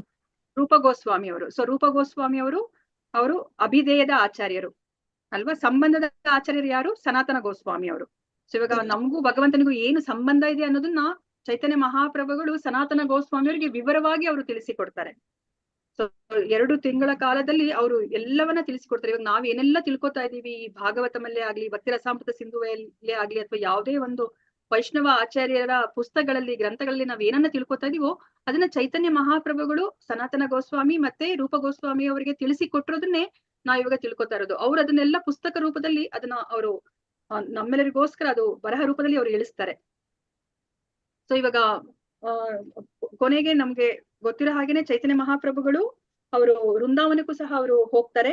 ಸೊ ವೃಂದಾವನದಲ್ಲಿ ಹೋದಾಗ ಅವರು ಅಲ್ಲಿ ವೃಂದಾವನದಲ್ಲಿ ಏನೆಲ್ಲ ಮಾಡ್ತಾರೆ ಅನ್ನೋದನ್ನ ನಮ್ಗೆ ಇಲ್ಲಿ ಹೇಳ್ತಾ ಇದ್ದಾರೆ. ನಮಗ್ ಗೊತ್ತಿರೋ ಹಾಗೇನೆ ತುಂಬಾ ಮುಖ್ಯವಾದ ಸ್ಥಳಗಳು ವೈಷ್ಣವರಿಗೆ ರಾಧಾಕುಂಡ ಮತ್ತೆ ಶ್ಯಾಮಕುಂಡ ಅಲ್ವಾ. ಸೊ ಮತ್ತೆ ಕೃಷ್ಣನ ಕಾಲಕ್ಷೇಪಗಳ ನಡೆದಿರುವಂತಹ ಜಾಗಗಳನ್ನೆಲ್ಲ ಉತ್ಖನನ ಮಾಡಿ ಅಂತ ಹೇಳ್ಬಿಟ್ಟು ಅವರು ಗೋಸ್ವಾಮಿಗಳಿಗೆ ಆದೇಶ ಕೊಡ್ತಾರೆ ಅಲ್ವಾ. ಗೋಸ್ವಾಮಿಗಳು ನಮಗ್ ಗೊತ್ತಿರೋ ಹಾಗೇನೆ ಚೈತನ್ಯ ಮಹಾಪ್ರಭುಗಳ ಜೊತೆಯಲ್ಲಿ ಅವ್ರು ಇರೋದಿಲ್ಲ ಅಲ್ವಾ. ಚೈತನ್ಯ ಮಹಾಪ್ರಭುಗಳು ಏನ್ ಆದೇಶ ಕೊಡ್ತಾರೆ, ಸೊ ನೀವು ವೃಂದಾವನಕ್ಕೆ ಹೋಗ್ಬಿಟ್ಟು ನೀವು ಅಲ್ಲಿ ಏನೆಲ್ಲ ಮಾಡ್ಬೇಕು ಅನ್ನೋದನ್ನ ಅವ್ರು ಹೇಳ್ತಾರೆ ಅಲ್ವಾ. ಸೊ ನೀವು ಗ್ರಂಥಗಳನ್ನ ಬರೀರಿ, ವೈಷ್ಣವ ಗ್ರಂಥಗಳನ್ನ ನೀವು ಬರೀರಿ, ಮತ್ತೆ ಕೃಷ್ಣನ ಕಾಲಕ್ಷೇಪ ಆಗಿರೋ ಜಾಗಗಳನ್ನೆಲ್ಲ ನೀವು ಉತ್ಖನನ ಮಾಡಿ, ಮತ್ತೆ ದೇವಸ್ಥಾನಗಳನ್ನ ನೀವು ಸ್ಥಾಪನೆ ಮಾಡಿ ಅಂತ ಹೇಳ್ಬಿಟ್ಟು ಹೇಳ್ತಾರೆ. ಮತ್ತೆ ನೀವು ಜೀವನದಲ್ಲಿ ಆಚರಿಸಿ ತೋರಿಸಿ, ನೀವು ಹೇಗೆ ನೀವು ಈ ವೈಷ್ಣವ ಸಂಪ್ರದಾಯವನ್ನ ನೀವು ಆಚರಣೆ ಮಾಡ್ಬೇಕು ಅನ್ನೋದನ್ನ ನೀವೇ ಸ್ವತಃ ಆಚರಿಸಿ ನೀವೆಲ್ಲರಿಗೂ ಉದಾಹರಣೆಯಾಗಿ ಇರಿ ಅಂತ ಹೇಳ್ಬಿಟ್ಟು ಚೈತನ್ಯ ಮಹಾಪ್ರಭುಗಳು ಷಡ್ಗೋಸ್ವಾಮಿಗಳಿಗೆ ಅವರು ಆದೇಶವನ್ನ ಕೊಡೋದು ಅಲ್ವಾ. ಸೊ ನಾವು ಇವಾಗ ವೃಂದಾವನದಲ್ಲಿ ಅದು ತುಂಬಾ ಮುಖ್ಯವಾದ ವಿಷಯ ಅಲ್ಲಿ ನಡೆಯುವಂಥದ್ದು. ಮತ್ತೆ ಚೈತನ್ಯ ಮಹಾಪ್ರಭುಗಳು ವೃಂದಾವನಕ್ಕೆ ಹೋದಾಗ ಎಲ್ಲೆಲ್ಲಿ ಅವರು ಭೇಟಿಯನ್ನ ಕೊಟ್ಟರು ಅನ್ನೋದನ್ನು ಸಹ ಇಲ್ಲಿ ಪ್ರಭುಪಾದರು ಅದನ್ನ ಬರ್ದಿದ್ದಾರೆ. ಸೊ ನೀವು ಅದನ್ನ ಓದ್ಕೋಬಹುದು. ಮತ್ತೆ ಇಲ್ಲಿ ಒಂದು ಮುಖ್ಯವಾಗಿ ನಾನು ನಿಮ್ಗೆ ಏನನ್ನ ಹೇಳ್ಬೇಕು ಅಂತಂತಂದ್ರೆ, ಇಲ್ಲಿ ಮಹಾಪ್ರಭುಗಳು ಗೋಸ್ವಾಮಿಯವರಿಗೆ ಈ ಭಕ್ತಿಯನ್ನ ಹೇಳ್ಬೇಕಾದ್ರೆ ಭಕ್ತಿ ಸೇವೆಯನ್ನ ಅವ್ರು ಏನಕ್ಕೆ ಹೋಲಿಸಿದ್ದಾರೆ ಅಂತಂದ್ರೆ ಒಂದು ಲತೆಗೆ ಹೋಲಿಸಿದ್ದಾರೆ ಅಲ್ವಾ. ನಾವು ಭಕ್ತಿ ಲತಾ ಅಂತ ಹೇಳ್ಬಿಟ್ಟು ಹೇಳ್ತೀವಿ, ಅದು ಗಟ್ಟಿಯಾದ ಕಾಂಡ ಇರುವಂತ ಮರ ಅಲ್ಲ, ಲತೆ ಅದು. ಸೊ ಈ ಲತೆಯನ್ನ ನಾವು ಯಾವಾಗ್ಲೂ ಅದನ್ನ ಪೋಷಣೆ ಮಾಡ್ಬೇಕಾಗತ್ತೆ. ಇವಾಗ ನಮ್ಗೆ ಗೊತ್ತಿಲ್ಲ ಯಾವ ಜನ್ಮದ ಪುಣ್ಯನೋ ಏನೋ ಗೊತ್ತಿಲ್ಲ, ಇವಾಗ ನಮ್ಮೆಲ್ಲರ ಹೃದಯದಲ್ಲಿ ಆ ಭಕ್ತಿ ಲತೆಯ ಮೊಳಕೆ ಒಡೆದಿದೆ, ಅದನ್ನ ಪೋಷಣೆ ಮಾಡೋದು ನಮ್ಮ ಜವಾಬ್ದಾರಿ. ಸೊ ಇಲ್ಲಿ ಏನನ್ನ ಹೇಳ್ತಾ ಇದ್ದಾರೆ ಅಂತಂದ್ರೆ, ನಾವು ಯಾವ್ದ್ರ ವಿರುದ್ಧ ನಾವು ಇದನ್ನ ಪೋಷಣೆ ಮಾಡ್ಬೇಕು ಈ ಭಕ್ತಿ ಲತೆಯನ್ನ ಅಂತಂದ್ರೆ ಮದ್ದಾನೆಯಂತಹ ಅಪರಾಧಗಳು ಅಲ್ವಾ. ನಾವ್ ಇವಾಗ ಪ್ರತಿದಿನ ನಾವು ಮಂಗಳಾರತಿ ಸಮಯದಲ್ಲಿ 10 ಅಪರಾಧಗಳನ್ನ ನಾವು ಹೇಳ್ತೀವಿ. ಸೊ ಆ 10 ಅಪರಾಧಗಳಿಂದ ನಾವು 10 ಅಪರಾಧಗಳನ್ನ ನಾವು ಮಾಡ್ಕೂಡ್ದು, ಅದನ್ನ ಇಲ್ಲಿ ಮದ್ದಾನೆಗೆ ಇಲ್ಲಿ ಹೋಲಿಸ್ತಾ ಇದ್ದಾರೆ. ಈ ಮದ್ದಾನೆಯಿಂದ ನಾವು ಆ ಭಕ್ತಿ ಲತೆಯನ್ನ ನಾವು ರಕ್ಷಣೆ ಮಾಡ್ಬೇಕಾಗತ್ತೆ. ಅದಾದ್ಮೇಲೆ ನಾವು ಇನ್ನ ಏನ್ರಿಂದ ಆ ಲತೆಯನ್ನ ರಕ್ಷಣೆ ಮಾಡ್ಬೇಕು ಅಂತಂದ್ರೆ ಇಂದ್ರಿಯ ಭೋಗಾಪೇಕ್ಷೆಗಳಿಂದ, ಮತ್ತೆ ನಿರಾಕಾರವಾದದ ವಿಮೋಚನೆಯಿಂದ, ಹಠಯೋಗ ಪದ್ಧತಿಯ ಸಿದ್ಧಿಯಿಂದ ರಕ್ಷಿಸಬೇಕು ಅಂತ ಹೇಳ್ಬಿಟ್ಟು ಇಲ್ಲಿ ಹೇಳಿದ್ದಾರೆ. ಸೊ ಯಾವ್ದ್ಯಾವ್ದು ಇಂದ್ರಿಯ ಭೋಗಾಪೇಕ್ಷೆಗಳಿಂದ, ನಿರಾಕಾರವಾದದ ವಿಮೋಚನೆಯಿಂದ, ಹಠಯೋಗ ಪದ್ಧತಿಯ ಸಿದ್ಧಿಯಿಂದ ಇದನ್ನ ರಕ್ಷಿಸಬೇಕು ಅಂತ ಹೇಳ್ಬಿಟ್ಟು ಹೇಳ್ತಾ ಇದ್ದಾರೆ. ಸೊ ಭಕ್ತಿ ಸೇವಾ ಮಾರ್ಗದಲ್ಲಿ ಇವೆಲ್ಲವೂ ಸಹ ಆತಂಕಕಾರಿ ಅಂತ ಹೇಳ್ತಾ ಇದ್ದಾರೆ. ಅದೇ ತರ ನಾವು ಏನನ್ನ ಮಾಡಬಾರ್ದು ಅಂತ ಇಲ್ಲಿ ಹೇಳ್ತಾ ಇದ್ದಾರೆ ಅಂತಂದ್ರೆ ಇದನ್ನು ಸಹ ತುಂಬಾ ಮುಖ್ಯವಾದದ್ದು, ಇದನ್ನೆಲ್ಲ ಜ್ಞಾಪಕ ಇಟ್ಕೊಳ್ಳಿ. ಸೊ ಜೀವಿಗಳ ವಿರುದ್ಧ ಹಿಂಸೆ, ಲೌಕಿಕ ಲಾಭಗಳಿಗಾಗಿ ಆಸೆ ಆಕಾಂಕ್ಷೆ, ಲೌಕಿಕ ಆದರಾತಿಥ್ಯ, ಪ್ರಾಪಂಚಿಕ ಕೀರ್ತಿ, ಇವೆಲ್ಲ ಭಕ್ತಿ ಅಥವಾ ಭಕ್ತಿ ಮಾರ್ಗದಲ್ಲಿ ಪ್ರಗತಿಗೆ ತೊಡಕುಗಳು ಅಂತ ಹೇಳ್ಬಿಟ್ಟು ಹೇಳ್ತಾ ಇದ್ದಾರೆ. ಸೊ ಇವಾಗ 10 ಅಪರಾಧಗಳನ್ನ ಮಾಡ್ಕೂಡ್ದು, ಅದನ್ನ ಮದ್ದಾನೆಗೆ ಹೋಲಿಸ್ತಾ ಇದ್ದಾರೆ. ಅದಾದ್ಮೇಲೆ ಇನ್ನ ಯಾವ್ದನ್ನ ನಾವು ಮಾಡ್ಕೂಡ್ದು ಅಂತ ಹೇಳ್ತಾ ಇದ್ದಾರೆ. ಸೊ ನಮ್ಮ ಇಂದ್ರಿಯಗಳ ಭೋಗಾಪೇಕ್ಷೆಗಳನ್ನ ನಾವು ಮಾಡ್ಕೂಡ್ದು, ಮತ್ತೆ ನಿರಾಕಾರ ಅಂದ್ರೆ ನಾವ್ ಯಾವಾಗ್ಲೂ ಮುಕ್ತಿ, ಇದಕ್ಕಿಂತ ಮುಂಚೆ ನಮಗೆ ಗೊತ್ತಿದ್ದು ನಾವು ಭಗವಂತನಲ್ಲಿ ಐಕ್ಯ ಆಗ್ಬಿಡ್ಬೇಕು, ಆ ಬ್ರಹ್ಮ ಜ್ಯೋತಿಲಿ ಲೀನ ಆಗ್ಬೇಕು ಅಂತ ನಾವ್ ಏನು ಯೋಚನೆ ಮಾಡ್ತಾ ಇದೀವೋ ಅದು ತಪ್ಪಂತ ಹೇಳ್ಬಿಟ್ಟು ಹೇಳ್ತಾ ಇದಾರೆ. ಯಾಕಂದ್ರೆ ನಾವ್ ಯಾವತ್ತೂ ಭಗವಂತನಲ್ಲಿ ಒಂದಾಗ್ಲಿಕ್ಕೆ ಸಾಧ್ಯ ಇಲ್ಲ. ಯಾವಾಗ್ಲೂ ಸಹ ಪ್ರತ್ಯೇಕ ಜೀವಿಗಳೇ ಅಲ್ವಾ. ನಾವ್ ಇವಾಗ ಭಗವಂತನ ಲೋಕಕ್ಕೆ ಹೋದ್ರೂ ಸಹ ನಾವು ಪ್ರತ್ಯೇಕ ಜೀವಿಗಳಾಗಿ ಉಳಿದು ನಾವು ಭಗವಂತನಿಗೆ ಸೇವೆಯನ್ನ ಮಾಡ್ತೀವಿ ಅಂತ ನಾವು ತಿಳ್ಕೊಂಡಿದ್ವಿ. ಮತ್ತೆ ಅದೇ ತರ ನಾವು ಸಿದ್ಧಿಗಳು ಅಲ್ವಾ, ಈ ಅಷ್ಟ ಸಿದ್ಧಿಗಳನ್ನ ನಾವು ಪಡ್ಕೋಬೇಕು ಅಂತ ಹೇಳ್ಬಿಟ್ಟು ಆ ಅಪೇಕ್ಷೆನೂ ಸಹ ನಮ್ಗೆ ಇರ್ಕೂಡ್ದು. ಆ ಅಪೇಕ್ಷೆ ಇದ್ರೆ ಅದು ನಮ್ಗೆ ಭಕ್ತಿ ಮಾರ್ಗದಲ್ಲಿ ಅದು ಆತಂಕಕಾರಿ ಆದ ವಿಷಯ ಅಂತ ಹೇಳ್ಬಿಟ್ಟು ಹೇಳ್ತಾ ಇದ್ರೆ. ಅದು ಬಿಟ್ರೆ ಇಲ್ಲಿ ಏನ್ ಹೇಳ್ತಾ ಇದ್ರೆ, ಜೀವಿಗಳ ವಿರುದ್ಧ ಹಿಂಸೆ ಅಂತ ಹೇಳ್ಬಿಟ್ಟು ಹೇಳ್ತಾ ಇದ್ದಾರೆ. ಸೊ ಇವಾಗ ನಾವು ಬರೇ ಮನುಷ್ಯರೊಬ್ಬರಿಗೆ ಅಲ್ಲ, ಈ 84 ಲಕ್ಷ ಜೀವರಾಶಿಗಳು ಏನಿದೆ ಅದು ಯಾವ ಜೀವರಾಶಿಗಳು ಸಹ ನಾವು ಹಿಂಸೆಯನ್ನ ನಾವು ಮಾಡ್ಕೂಡ್ದು ಅಂತ ಹೇಳ್ಬಿಟ್ಟು ಇಲ್ಲಿ ಹೇಳ್ತಾ ಇದ್ದಾರೆ. ಜೀವಿಗಳ ವಿರುದ್ಧ ಹಿಂಸೆ, ಲೌಕಿಕ ಲಾಭಗಳಿಗಾಗಿ ಆಸೆ ಆಕಾಂಕ್ಷೆ. ಸೊ ಇದಕ್ಕಿಂತ ಮುಂಚೆ ಹೇಳಿರೋ ತರನೇ ಇಂದ್ರಿಯ ಭೋಗಾಪೇಕ್ಷೆ ತರನೇ ಇಲ್ಲೂ ಸಹ ಲೌಕಿಕ ಲಾಭಗಳಿಗಾಗಿ ಆಸೆ ಆಕಾಂಕ್ಷೆ ಹೇಳ್ತಿದ್ದಾರೆ. ಮತ್ತೆ ಲೌಕಿಕ ಆದರಾತಿಥ್ಯ ಅಂತ ಹೇಳ್ತಾ ಇದ್ರೆ ಪ್ರಾಪಂಚಿಕ ಕೀರ್ತಿ. ಸೊ ಇವಾಗ ನಾನು ಪ್ರಾಪಂಚಿಕ ಕೀರ್ತಿಯನ್ನ ಪಡಿಬೇಕು ಅನ್ನೋ ಒಂದು ಅಪೇಕ್ಷೆ ಇದ್ರೆ ಇವೆಲ್ಲನೂ ಸಹ ಭಕ್ತಿ ಮಾರ್ಗದಲ್ಲಿ ತೊಡಕುಗಳು ಅಂತ ಹೇಳ್ಬಿಟ್ಟು ಇಲ್ಲಿ ಹೇಳ್ತಾ ಇದ್ದಾರೆ. ಮತ್ತೆ ಇಲ್ಲಿ ಭಕ್ತಿ ಸೇವೆಯಲ್ಲಿ 2 ವಿಧ ಅಂತ ಹೇಳ್ತಾ ಇದ್ದಾರೆ. ಒಂದು ಪ್ರಾಥಮಿಕ ಅಭ್ಯಾಸ, ಮತ್ತೆ ಇನ್ನೊಂದು ಸ್ವಯಂ ಪ್ರೇರಿತ ಸ್ಫೂರ್ತಿಯಿಂದ ನಡೆಯುತ್ತೆ ಅಂತ ಹೇಳ್ತಾ ಇದ್ದಾರೆ. ಇನ್ನೊಂದು ನಮ್ಗೆ ಇವಾಗ ಭಗವಂತನ ಮೇಲೆ ಸಹಜವಾದ ಪ್ರೀತಿ ಇಲ್ಲ ಅಲ್ವಾ. ಸೊ ಸಹಜವಾದ ಪ್ರೀತಿ ಇವಾಗ ನಾವು ನೋಡಿದ್ವಿ, ಇವಾಗ ರಜವಾಸಿಗಳಿಗಿದೆ, ಗೋಪಿಕಾಸ್ತ್ರೀಯರಿಗೆ ಇದೆ, ಅವರಿಗೆಲ್ಲರಿಗೂ ಸಹ ಸಹಜವಾದ ಪ್ರೀತಿ ಇದೆ. ಇವಾಗ ನಮ್ಗೆಲ್ಲರಿಗೂ ಸಹಜವಾದ ಪ್ರೀತಿ ಇಲ್ಲ. ಸೊ ಇವಾಗ ನಾವು ಹೇಗೆ ಭಗವಂತನ ಮೇಲೆ ಸಹಜವಾದ ಪ್ರೀತಿನ ಪಡೆಯೋದು ಅಂತಂದ್ರೆ ನಾವು ಅಭ್ಯಾಸವನ್ನ ಮಾಡ್ಬೇಕಾಗತ್ತೆ. ಸೊ ಇವಾಗ ಅದಕ್ಕೆ ಸಾಧನಾ ಮಾರ್ಗವನ್ನ ನಾವಿವಾಗ ಈ ಇಸ್ಕಾನ್ ಸಂಸ್ಥೆಯಲ್ಲಿ ಅನುಸರಿಸ್ತಾ ಇರೋದು. ಇವಾಗ ಸಾಧನಾ ಮಾರ್ಗವನ್ನ ಮಾಡ್ತಾ ಮಾಡ್ತಾ ನಾವು ಭಗವಂತನ ಮೇಲೆ ನಮ್ಗೆ ಆವಾಗ ರಾಗಾನುಗ ಭಕ್ತಿ ಅಂತ ನಾವೇನ್ ಹೇಳ್ತೀವೋ ಅದು ಬರ್ಲಿಕ್ಕೆ ಸಾಧ್ಯ ಆಗತ್ತೆ. ಮತ್ತೆ ಇಲ್ಲಿ ತುಂಬಾ ಮುಖ್ಯವಾದದನ್ನ ಏನ್ ಹೇಳ್ತಾ ಇದಾರೆ ಅಂತಂದ್ರೆ, ನಮ್ಗೆ ಇವಾಗ ಮ್ಯಾಕ್ಸಿಮಮ್ ನಮ್ಗೆ ದೇವ್ರ ಬಗ್ಗೆ ಗೊತ್ತಿದ್ದು ಅವರು ಸೃಷ್ಟಿ ಸ್ಥಿತಿ ಲಯವನ್ನ ಮಾಡ್ತಾರೆ ಅಷ್ಟೇ ಅಂತ ನಮ್ಗೆ ಗೊತ್ತಿತ್ತು ಅಲ್ವಾ. ಈಗ ನಮ್ಗೆ ಏನ್ ಗೊತ್ತಾಗಿದೆ, ಭಗವಂತ ಅವರು ಆಧ್ಯಾತ್ಮಿಕ ಲೋಕದಲ್ಲಿ ಇದ್ದಾರೆ, ನಾವೂನು ಸಹ ಭಗವಂತನ ಜೊತೆ ನಾವು ಸಂಬಂಧವನ್ನ ಇಟ್ಕೋಬಹುದು ನಮ್ಗೆ ಇಷ್ಟವಾಗಿರುವಂತಹ ರಸದಲ್ಲಿ ಅಂತ ನಮ್ಗೆ ಹೇಳಿದ್ದಾರೆ ಅಲ್ವಾ. ಸೊ ಅದು ತುಂಬಾ ಉನ್ನತವಾದ ವಿಷಯ ನಮ್ಗೆ ಈ ಭಾಗವತಮಿಂದ ನಾವು ತಿಳ್ಕೊತಾ ಇರೋದು. ಸೊ ಆ 5 ರಸಗಳು ಯಾವ್ದು ಅಂತ ಹೇಳ್ಬಿಟ್ಟು ಯಾರಾದ್ರೂ ಹೇಳ್ತೀರಾ? ಹರೇ ಕೃಷ್ಣ. ಶಾಂತ, ದಾಸ್ಯ, ವಾತ್ಸಲ್ಯ, ಮಾಧುರ್ಯ, ವಾತ್ಸಲ್ಯ, ಮಾಧುರ್ಯ, ಸತ್ವರಸ. ಸೊ ಇವಾಗ ಅದನ್ನ ಇಲ್ಲಿ ವಿವರವಾಗಿ ತಿಳಿಸಿಕೊಡ್ತಾ ಇದ್ರೆ, ಇಲ್ಲಿ ಈ 5 ರಸಗಳು ಪಾರಮಾರ್ಥಿಕ ಭಕ್ತಿ ಸೇವೆಯಿಂದ ಈ 5 ಹಂತಗಳನ್ನ ನಾವು ಹೊಂದ್ಲಿಕ್ಕೆ ಸಾಧ್ಯ ಆಗತ್ತೆ ಅಲ್ವಾ. ಇವಾಗ ನೋಡಿ, ನಮ್ಗೆ ಅದನ್ನ ನಾವು ಒಂದು ಕ್ಷಣ ಕುತ್ಕೊಂಡು ಯೋಚನೆ ಮಾಡಿದಾಗ ನಮ್ಗೆ ಗೊತ್ತಾಗತ್ತೆ. ಇವಾಗ ಫಾರ್ ಎಕ್ಸಾಂಪಲ್ ಇಲ್ಲೇನೆ ಈ ಭೌತಿಕ ಪ್ರಪಂಚದಲ್ಲಿ ನಮ್ಗೆ ಪ್ರೈಮ್ ಮಿನಿಸ್ಟರ್ ನಮ್ಗೆ ತುಂಬಾ ಪರಿಚಯ ಅಂತ ನಮ್ಗೆ ಹೇಳ್ಕೊಳ್ಲಿಕ್ಕೆ ನಮ್ಗೆ ಎಷ್ಟು ಹೆಮ್ಮೆ ಅಲ್ವಾ. ನನಗೆ ಪ್ರೈಮ್ ಮಿನಿಸ್ಟರ್ ನಮ್ ಫ್ರೆಂಡ್ ಅವ್ರು ನಮ್ಮ ಮನೆಗ್ ಬರ್ತಾರೆ, ನಮ್ ಜೊತೆನೆ ಊಟ ಮಾಡ್ತಾರೆ ಅಂತ ನಾವ್ ಹೇಳ್ಕೊಳ್ಲಿಕ್ಕೆ ನಾವು ತುಂಬಾ ಹೆಮ್ಮೆಯನ್ನ ಪಡ್ತೀವಿ. ಈಗ ನಾವು ಅದೇ ತರ ಸಂಬಂಧವನ್ನ ನಾವು ದೇವೋತ್ತಮ ಪರಮಪುರುಷ ಸಕಲ ಕಾರಣಗಳಿಗೆ ಕಾರಣನಾದ ಕೃಷ್ಣನ ಜೊತೆ ನಾವು ಹೊಂದಿದೀವಿ ಅಂತಂದ್ರೆ ಅದೆಂತಹ ಹೆಮ್ಮೆಯ ವಿಷಯ ಅಲ್ವಾ. ಸೊ ಅದೇ ನಾವು ಎಷ್ಟು ಅದೃಷ್ಟ ಮಾಡಿದ್ರೆ ನಮ್ಗೆ ಅಂತಹ ಒಂದು ಸಂಬಂಧವನ್ನ ನಾವು ಭಗವಂತನ ಜೊತೆ ಪಡಿಬಹುದು. ಅದನ್ನ ಕಲ್ಪಿಸ್ಕೊಳ್ಲಿಕ್ಕೂ ಸಹ ನಮ್ಗೆ ಅಂದ್ರೆ ಒಂದು ಕ್ಷಣ ನಾವು ಯೋಚನೆ ಮಾಡ್ಬೇಕಾಗತ್ತೆ. ಸೊ ಇವಾಗ ಇಲ್ಲಿ ನಮ್ಗೆ ಏನನ್ನ ಹೇಳ್ತಿದ್ದಾರೆ ಅಂತಂದ್ರೆ, ನಾವಿವಾಗ ಈ ಲೌಕಿಕ ಬಂಧನಗಳಿಂದ ಮುಕ್ತಿ ಪಡೆದ ನಂತರ ನಾವು ಒಂದು ಆತ್ಮ ಸಾಕ್ಷಾತ್ಕಾರದ ಹಂತವನ್ನ ನಾವು ಪಡಿತೀವಿ. ಆ ಹಂತವನ್ನ ಶಾಂತ ಅಥವಾ ತಟಸ್ಥ ಅಂತ ಹೇಳ್ಬಿಟ್ಟು ಕರೆಯಲಾಗತ್ತೆ ಅಂತ ಹೇಳ್ತಾರೆ. ಅಂದ್ರೆ ಅದು ಶಾಂತರಸ ಅಂತ ಹೇಳ್ಬಿಟ್ಟು ಇಲ್ಲಿ ಹೇಳ್ತಾ ಇದಾರೆ. ಅದಾದ್ಮೇಲೆ ನಾವ್ ಇನ್ನ ಮುಂದುವರೆದ್ರೆ ನಮ್ಗೆ ಭಗವಂತನ ಜೊತೆ ನಾವು ಆ ದಾಸ್ಯ ಭಾವದಲ್ಲಿ ನಾವು ಸಂಬಂಧವನ್ನ ಇಟ್ಕೋಬಹುದು, ಆತರ ನಾವು ಕಾರ್ಯವನ್ನ ಮಾಡ್ಬೋದು ಅಂತ ಹೇಳ್ಬಿಟ್ಟು ಇಲ್ಲಿ ಹೇಳ್ತಾ ಇದಾರೆ. ಅದಕ್ಕೂ ಮುಂದುವರಿದ ಹಂತ ಏನು ಅಂತಂದ್ರೆ, ನಾವು ಭಗವಂತನ ಜೊತೆ ಸಖ್ಯ ಹಂತ ಅಂದ್ರೆ ಅವ್ರನ್ನ ನಾವು ಸ್ನೇಹ ಭಾವದಲ್ಲಿ, ಅಂದ್ರೆ ಆಲ್ಮೋಸ್ಟ್ ಸ್ನೇಹ ಭಾವ ಅಂದ್ರೆ ಆಲ್ಮೋಸ್ಟ್ ಸರಿಸಮನಾಗಿರೋರು. ಸ್ನೇಹ ಅಂದ್ರೆ ನಾವು ಯೂಶಲಿ ಸರಿಸಮನಾದವ್ರ ಜೊತೆನೆ ನಾವು ಮಾಡ್ತೀವಿ ಅಲ್ವಾ. ಅಂದ್ರೆ ಇವಾಗ ಭಗವಂತನ ಜೊತೆ ಆ ಸರಿಸಮಾನವಾದ ಹಂತ ಬರೋದು ಈ ಸಖ್ಯ ಹಂತದಲ್ಲಿ ಬರ್ಲಿಕ್ಕೆ ಸಾಧ್ಯ ಆಗುತ್ತೆ. ನಾವು ಇನ್ನ ಆ ಭಕ್ತಿ ಮಾರ್ಗದಲ್ಲಿ ಮುನ್ನಡೆದ್ರೆ ಇದು 3ನೇ ಹಂತ, ಅಂದ್ರೆ ಆ ಸಖ್ಯ ಹಂತ. ನಾವು ಇನ್ನ ಮುಂದುವರೆದ್ರೆ ಅದು ವಾತ್ಸಲ್ಯ ಹಂತಕ್ಕೆ ನಾವು ಬರ್ಲಿಕ್ಕೆ ಸಾಧ್ಯ ಆಗುತ್ತೆ. ಇವಾಗ ನಮ್ಗೆ ಯೂಶಲಿ ಭಗವಂತ ನಮ್ಮನ್ನೆಲ್ಲ ನೋಡ್ಕೋತಾರೆ ಅಲ್ವಾ. ಇವಾಗ ನಾವು ಈ ವಾತ್ಸಲ್ಯ ರಸದಲ್ಲಿ ನಾವು ಭಗವಂತನ ಜೊತೆ ಸಂಬಂಧವನ್ನ ಇಟ್ಕೋಬೇಕಂದಾಗ ನಾವು ಭಗವಂತನ ನಾವು ನೋಡ್ಕೋತೀವಿ ಅಲ್ವಾ. ಇವಾಗ ನಮಗ್ ಗೊತ್ತಿರಾಗಿದೆ, ಇವಾಗ ಯಶೋಧ ಮಾತಾ, ನಂದ ಮಹಾರಾಜ ಅವರೆಲ್ಲರೂ ಸಹ ಕೃಷ್ಣನನ್ನ ನೋಡ್ಕೋತಾ ಇದ್ರು ಅಲ್ವಾ. ಕೃಷ್ಣ ಇವಾಗ ಊಟ ಮಾಡಿಲ್ಲ ಅಂತಂದ್ರೆ ಅಯ್ಯೋ ಅವರು ಹೊಟ್ಟೆ ಹಸ್ಕೊಂಡಿದಾರಲ್ವಾ, ಮತ್ತೆ ಅವ್ರು ಸ್ವರ್ಗ ಹೋಗ್ಬಿಡ್ತಾರಲ್ವಾ, ಸರಿ ಅಂದ್ರೆ ಚೆನ್ನಾಗಿರೋ ಹಸುವಿನ ಹಾಲನ್ನ ಕುಡಿಲಿಲ್ಲ ಅಂತಂದ್ರೆ ಅವ್ರು ಸ್ವರ್ಗ ಹೋಗ್ತಾರಲ್ಲ ಅಂತ ಹೇಳ್ಬಿಟ್ಟು ನೋಡಿ ಭಗವಂತನನ್ನ ಅವರು ನೋಡ್ಕೊಳೋ ಅಂತಹ ಒಂದು ಆ ಭಾವದಲ್ಲಿ ಅವರು ಇದ್ರು. ಸೊ ಎಲ್ಲದಕ್ಕಿನ್ನ ಉನ್ನತವಾದ ಭಾವ, ಸರ್ವಶ್ರೇಷ್ಠವಾದ ಹಂತ ಯಾವುದು ಅಂತಂದ್ರೆ ಮಧುರ ಪ್ರೇಮದ ಹಂತ ಅಲ್ವಾ. ನಾವ್ ಇದನ್ನ ಯಾರು ಯೋಚನೆ ಮಾಡ್ಲಿಕ್ಕೂ ಸಾಧ್ಯ ಇಲ್ಲ. ನಮ್ಮಂತ ಸಾಮಾನ್ಯ ಮನುಷ್ಯರು ಭಗವಂತನಿಗೆ ಪತ್ನಿಯಾಗೋ ಅಥವಾ ಪ್ರೇಯಸಿಯಾಗೋ ಇರಬಹುದು ಅಂತ ನಾವು ಯೋಚನೆ ಮಾಡ್ಕೊಳ್ಲಿಕ್ಕೂ ಸಾಧ್ಯ ಇಲ್ಲ ಅಲ್ವಾ. ನಾವ್ ಇವಾಗ ಭಕ್ತಿ ಮಾರ್ಗದಲ್ಲಿ ನಾವು ಮುಂದುವರೆದ್ರೆ ನಾವು ಈ ಹಂತವನ್ನ, ಉತ್ಕೃಷ್ಟ ಹಂತವನ್ನು ಸಹ ನಾವು ಮುಟ್ಬೋದು ಅಂತ ಹೇಳ್ಬಿಟ್ಟು ಇಲ್ಲಿ ಹೇಳ್ತಾ ಇದ್ದಾರೆ. ಸೊ ಭಗವತ್ ಪ್ರೇಮದ ಅತ್ಯುನ್ನತ ಹಂತ ಯಾವುದು ಅಂತಂದ್ರೆ ಮಧುರ ಪ್ರೇಮದ ಹಂತ ಅಂತ ಹೇಳ್ಬಿಟ್ಟು ಇಲ್ಲಿ ಹೇಳ್ತಾ ಇದ್ದಾರೆ. ಸೊ ಇದನ್ನೆಲ್ಲನೂ ಸಹ ಚೈತನ್ಯ ಮಹಾಪ್ರಭುಗಳು ರೂಪ ಗೋಸ್ವಾಮಿ ಅವರಿಗೆ ಬೋಧಿಸ್ತಾರೆ. ಮತ್ತೆ ನಮಗೂ ಭಗವಂತನಿಗಿರುವ ಸಂಬಂಧ ಅಂದ್ರೆ ನಾವು ಯಾವಾಗ್ಲೂ ಸಹ ನಾವು ಭಗವಂತನ ಸೇವಕರು, ನಿತ್ಯ ಸೇವಕರು ಅಂತ ಹೇಳ್ಬಿಟ್ಟು ಅದರ ಕುರಿತಾಗಿ ಅವರು ಸನಾತನ ಗೋಸ್ವಾಮಿ ಅವರಿಗೆ ಹೇಳ್ತಾರೆ. ಸೊ ಇದ್ರ ಬಗ್ಗೆ ಎಲ್ಲನೂ ಸಹ ಶಿಲ ಪ್ರಭುಪಾದರು ಇದರ ಕುರಿತಾಗಿ ಅವರು ಹೇಳಿದ್ದಾರೆ.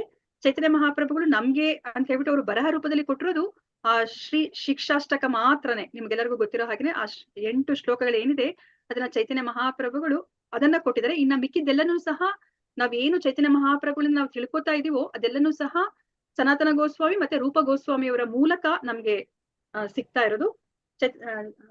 ಶ್ರೀಲ ಪ್ರಭುಪಾದರು ಈ ಪ್ರಸ್ತಾವನೆಯಲ್ಲಿ ಮಹಾಪ್ರಭುಗಳು ರಚಿಸಿದ ಈ ಶಿಕ್ಷಾಷ್ಟಕವನ್ನ ಹೇಳ್ಬಿಟ್ಟು ಅವರು ಮುಗಿಸ್ತಾ ಇದ್ದಾರೆ.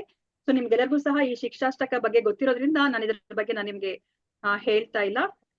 ಮತ್ತೆ ಇದನ್ನು ತುಂಬಾ ಸಂಕ್ಷಿಪ್ತವಾಗಿ ಹೇಳಲಿಕ್ಕೆ ನಾನು ಟ್ರೈ ಮಾಡಿದೀನಿ. ನೀವೆಲ್ಲರೂ ಸಹ ಓದಿ ಮತ್ತೆ ಅವತ್ತಿನ ದಿವಸ ಏನು ಅಧ್ಯಾಯ ಆಗಿರುತ್ತೋ, ಎಷ್ಟು ಪೋರ್ಷನ್ ಆಗಿರುತ್ತೋ ಅದನ್ನ ಅವತ್ತಿನ ದಿವಸನೇ ನೀವು ಓದಿದ್ರೆ ನೀವು ಖಂಡಿತ ಇದನ್ನ ನೀವು 3 ತಿಂಗಳಲ್ಲಿ ನಮ್ಗೆ ಸಚ್ಚಿದಾನಂದ ಪ್ರಭುಜಿಗಳು ಮಾರ್ಚ್ ಅಲ್ಲಿ ಮುಗಿಸ್ಲಿಕ್ಕೆ ಹೇಳಿದ್ದಾರೆ. ಮಾರ್ಚ್ ಅಷ್ಟರಲ್ಲಿ ನೀವು ಇದನ್ನ ಮುಗಿಸ್ಬೇಕು ಅಂತಂದ್ರೆ ಅವತ್ತಿನ ದಿನದನ್ನ ನೀವು ಅವತ್ತೇ ಓದ್ಕೊಂಡು ಹೋದ್ರೆ ಮಾತ್ರ ನಿಮ್ಗೆ ಮುಗಿಸ್ಲಿಕ್ಕೆ ಸಾಧ್ಯ ಆಗತ್ತೆ. ಸೊ ಇವತ್ತಿನ ದಿವಸ ನಾನು ಮುಖ್ಯವಾಗಿ ಚೈತನ್ಯ ಮಹಾಪ್ರಭುಗಳ ಬಗ್ಗೆ, ಅವರ ಜೀವನ ಚರಿತ್ರೆ ಬಗ್ಗೆ ಅವರು ಏನನ್ನ ನಮ್ಗೆ ಹೇಳಿಕೆ ಇಷ್ಟಪಟ್ಟಿದ್ದಾರೆ, ಏನು ಅವರ ಆಶಯ ಅನ್ನೋದನ್ನ ತಿಳ್ಕೊಂತ ಇವತ್ತಿನ ದಿವಸ ನಾವು ಈ ಭಾಗವತಂ ರಸಮಾಲಯಂ ಕಾರ್ಯಕ್ರಮವನ್ನ ನಾವು ಮುಗಿಸ್ತಾ ಇದೀವಿ. ಸೊ ಯಾರಿಗಾದ್ರೂ ಪ್ರಶ್ನೆ ಇದ್ರೆ ನೀವು ಇದನ್ನ ಕೇಳಬಹುದು. ಹರೇ ಕೃಷ್ಣ. ವಾಂಛಕಲ್ಪತರುಭ್ಯಶ್ಚ ಕೃಪಾ ಸಿಂಧುಭ್ಯೇವ ಚ ಪತಿತಾನಾಂ ಪಾವನೇಭ್ಯೋ ವೈಷ್ಣವೇಭ್ಯೋ ನಮೋ ನಮಃ. ಹರೇ ಕೃಷ್ಣ ಕೃಷ್ಣ ಕೃಷ್ಣ ಹರೇ ಹರೇ, ಹರೇ ರಾಮ ರಾಮ ರಾಮ ಹರೇ ಹರೇ. ಹರೇ ಕೃಷ್ಣ ಮಾತಾಜಿ, ಭಾಗವತಂ ಪುಸ್ತಕ ಬೇಕಿರೋರು ಲಿಂಕ್ ಕಳಿಸಿದ್ದೇನೆ ಗ್ರೂಪ್ ಅಲ್ಲಿ. ದಯವಿಟ್ಟು ಆ ಲಿಂಕ್ ಮುಖಾಂತರ ಭಾಗವತಂ ಪುಸ್ತಕ ಪರ್ಚೇಸ್ ಮಾಡೋದಕ್ಕೆ ಸ್ವಲ್ಪ ಹೇಳಿ ಮಾತಾಜಿ.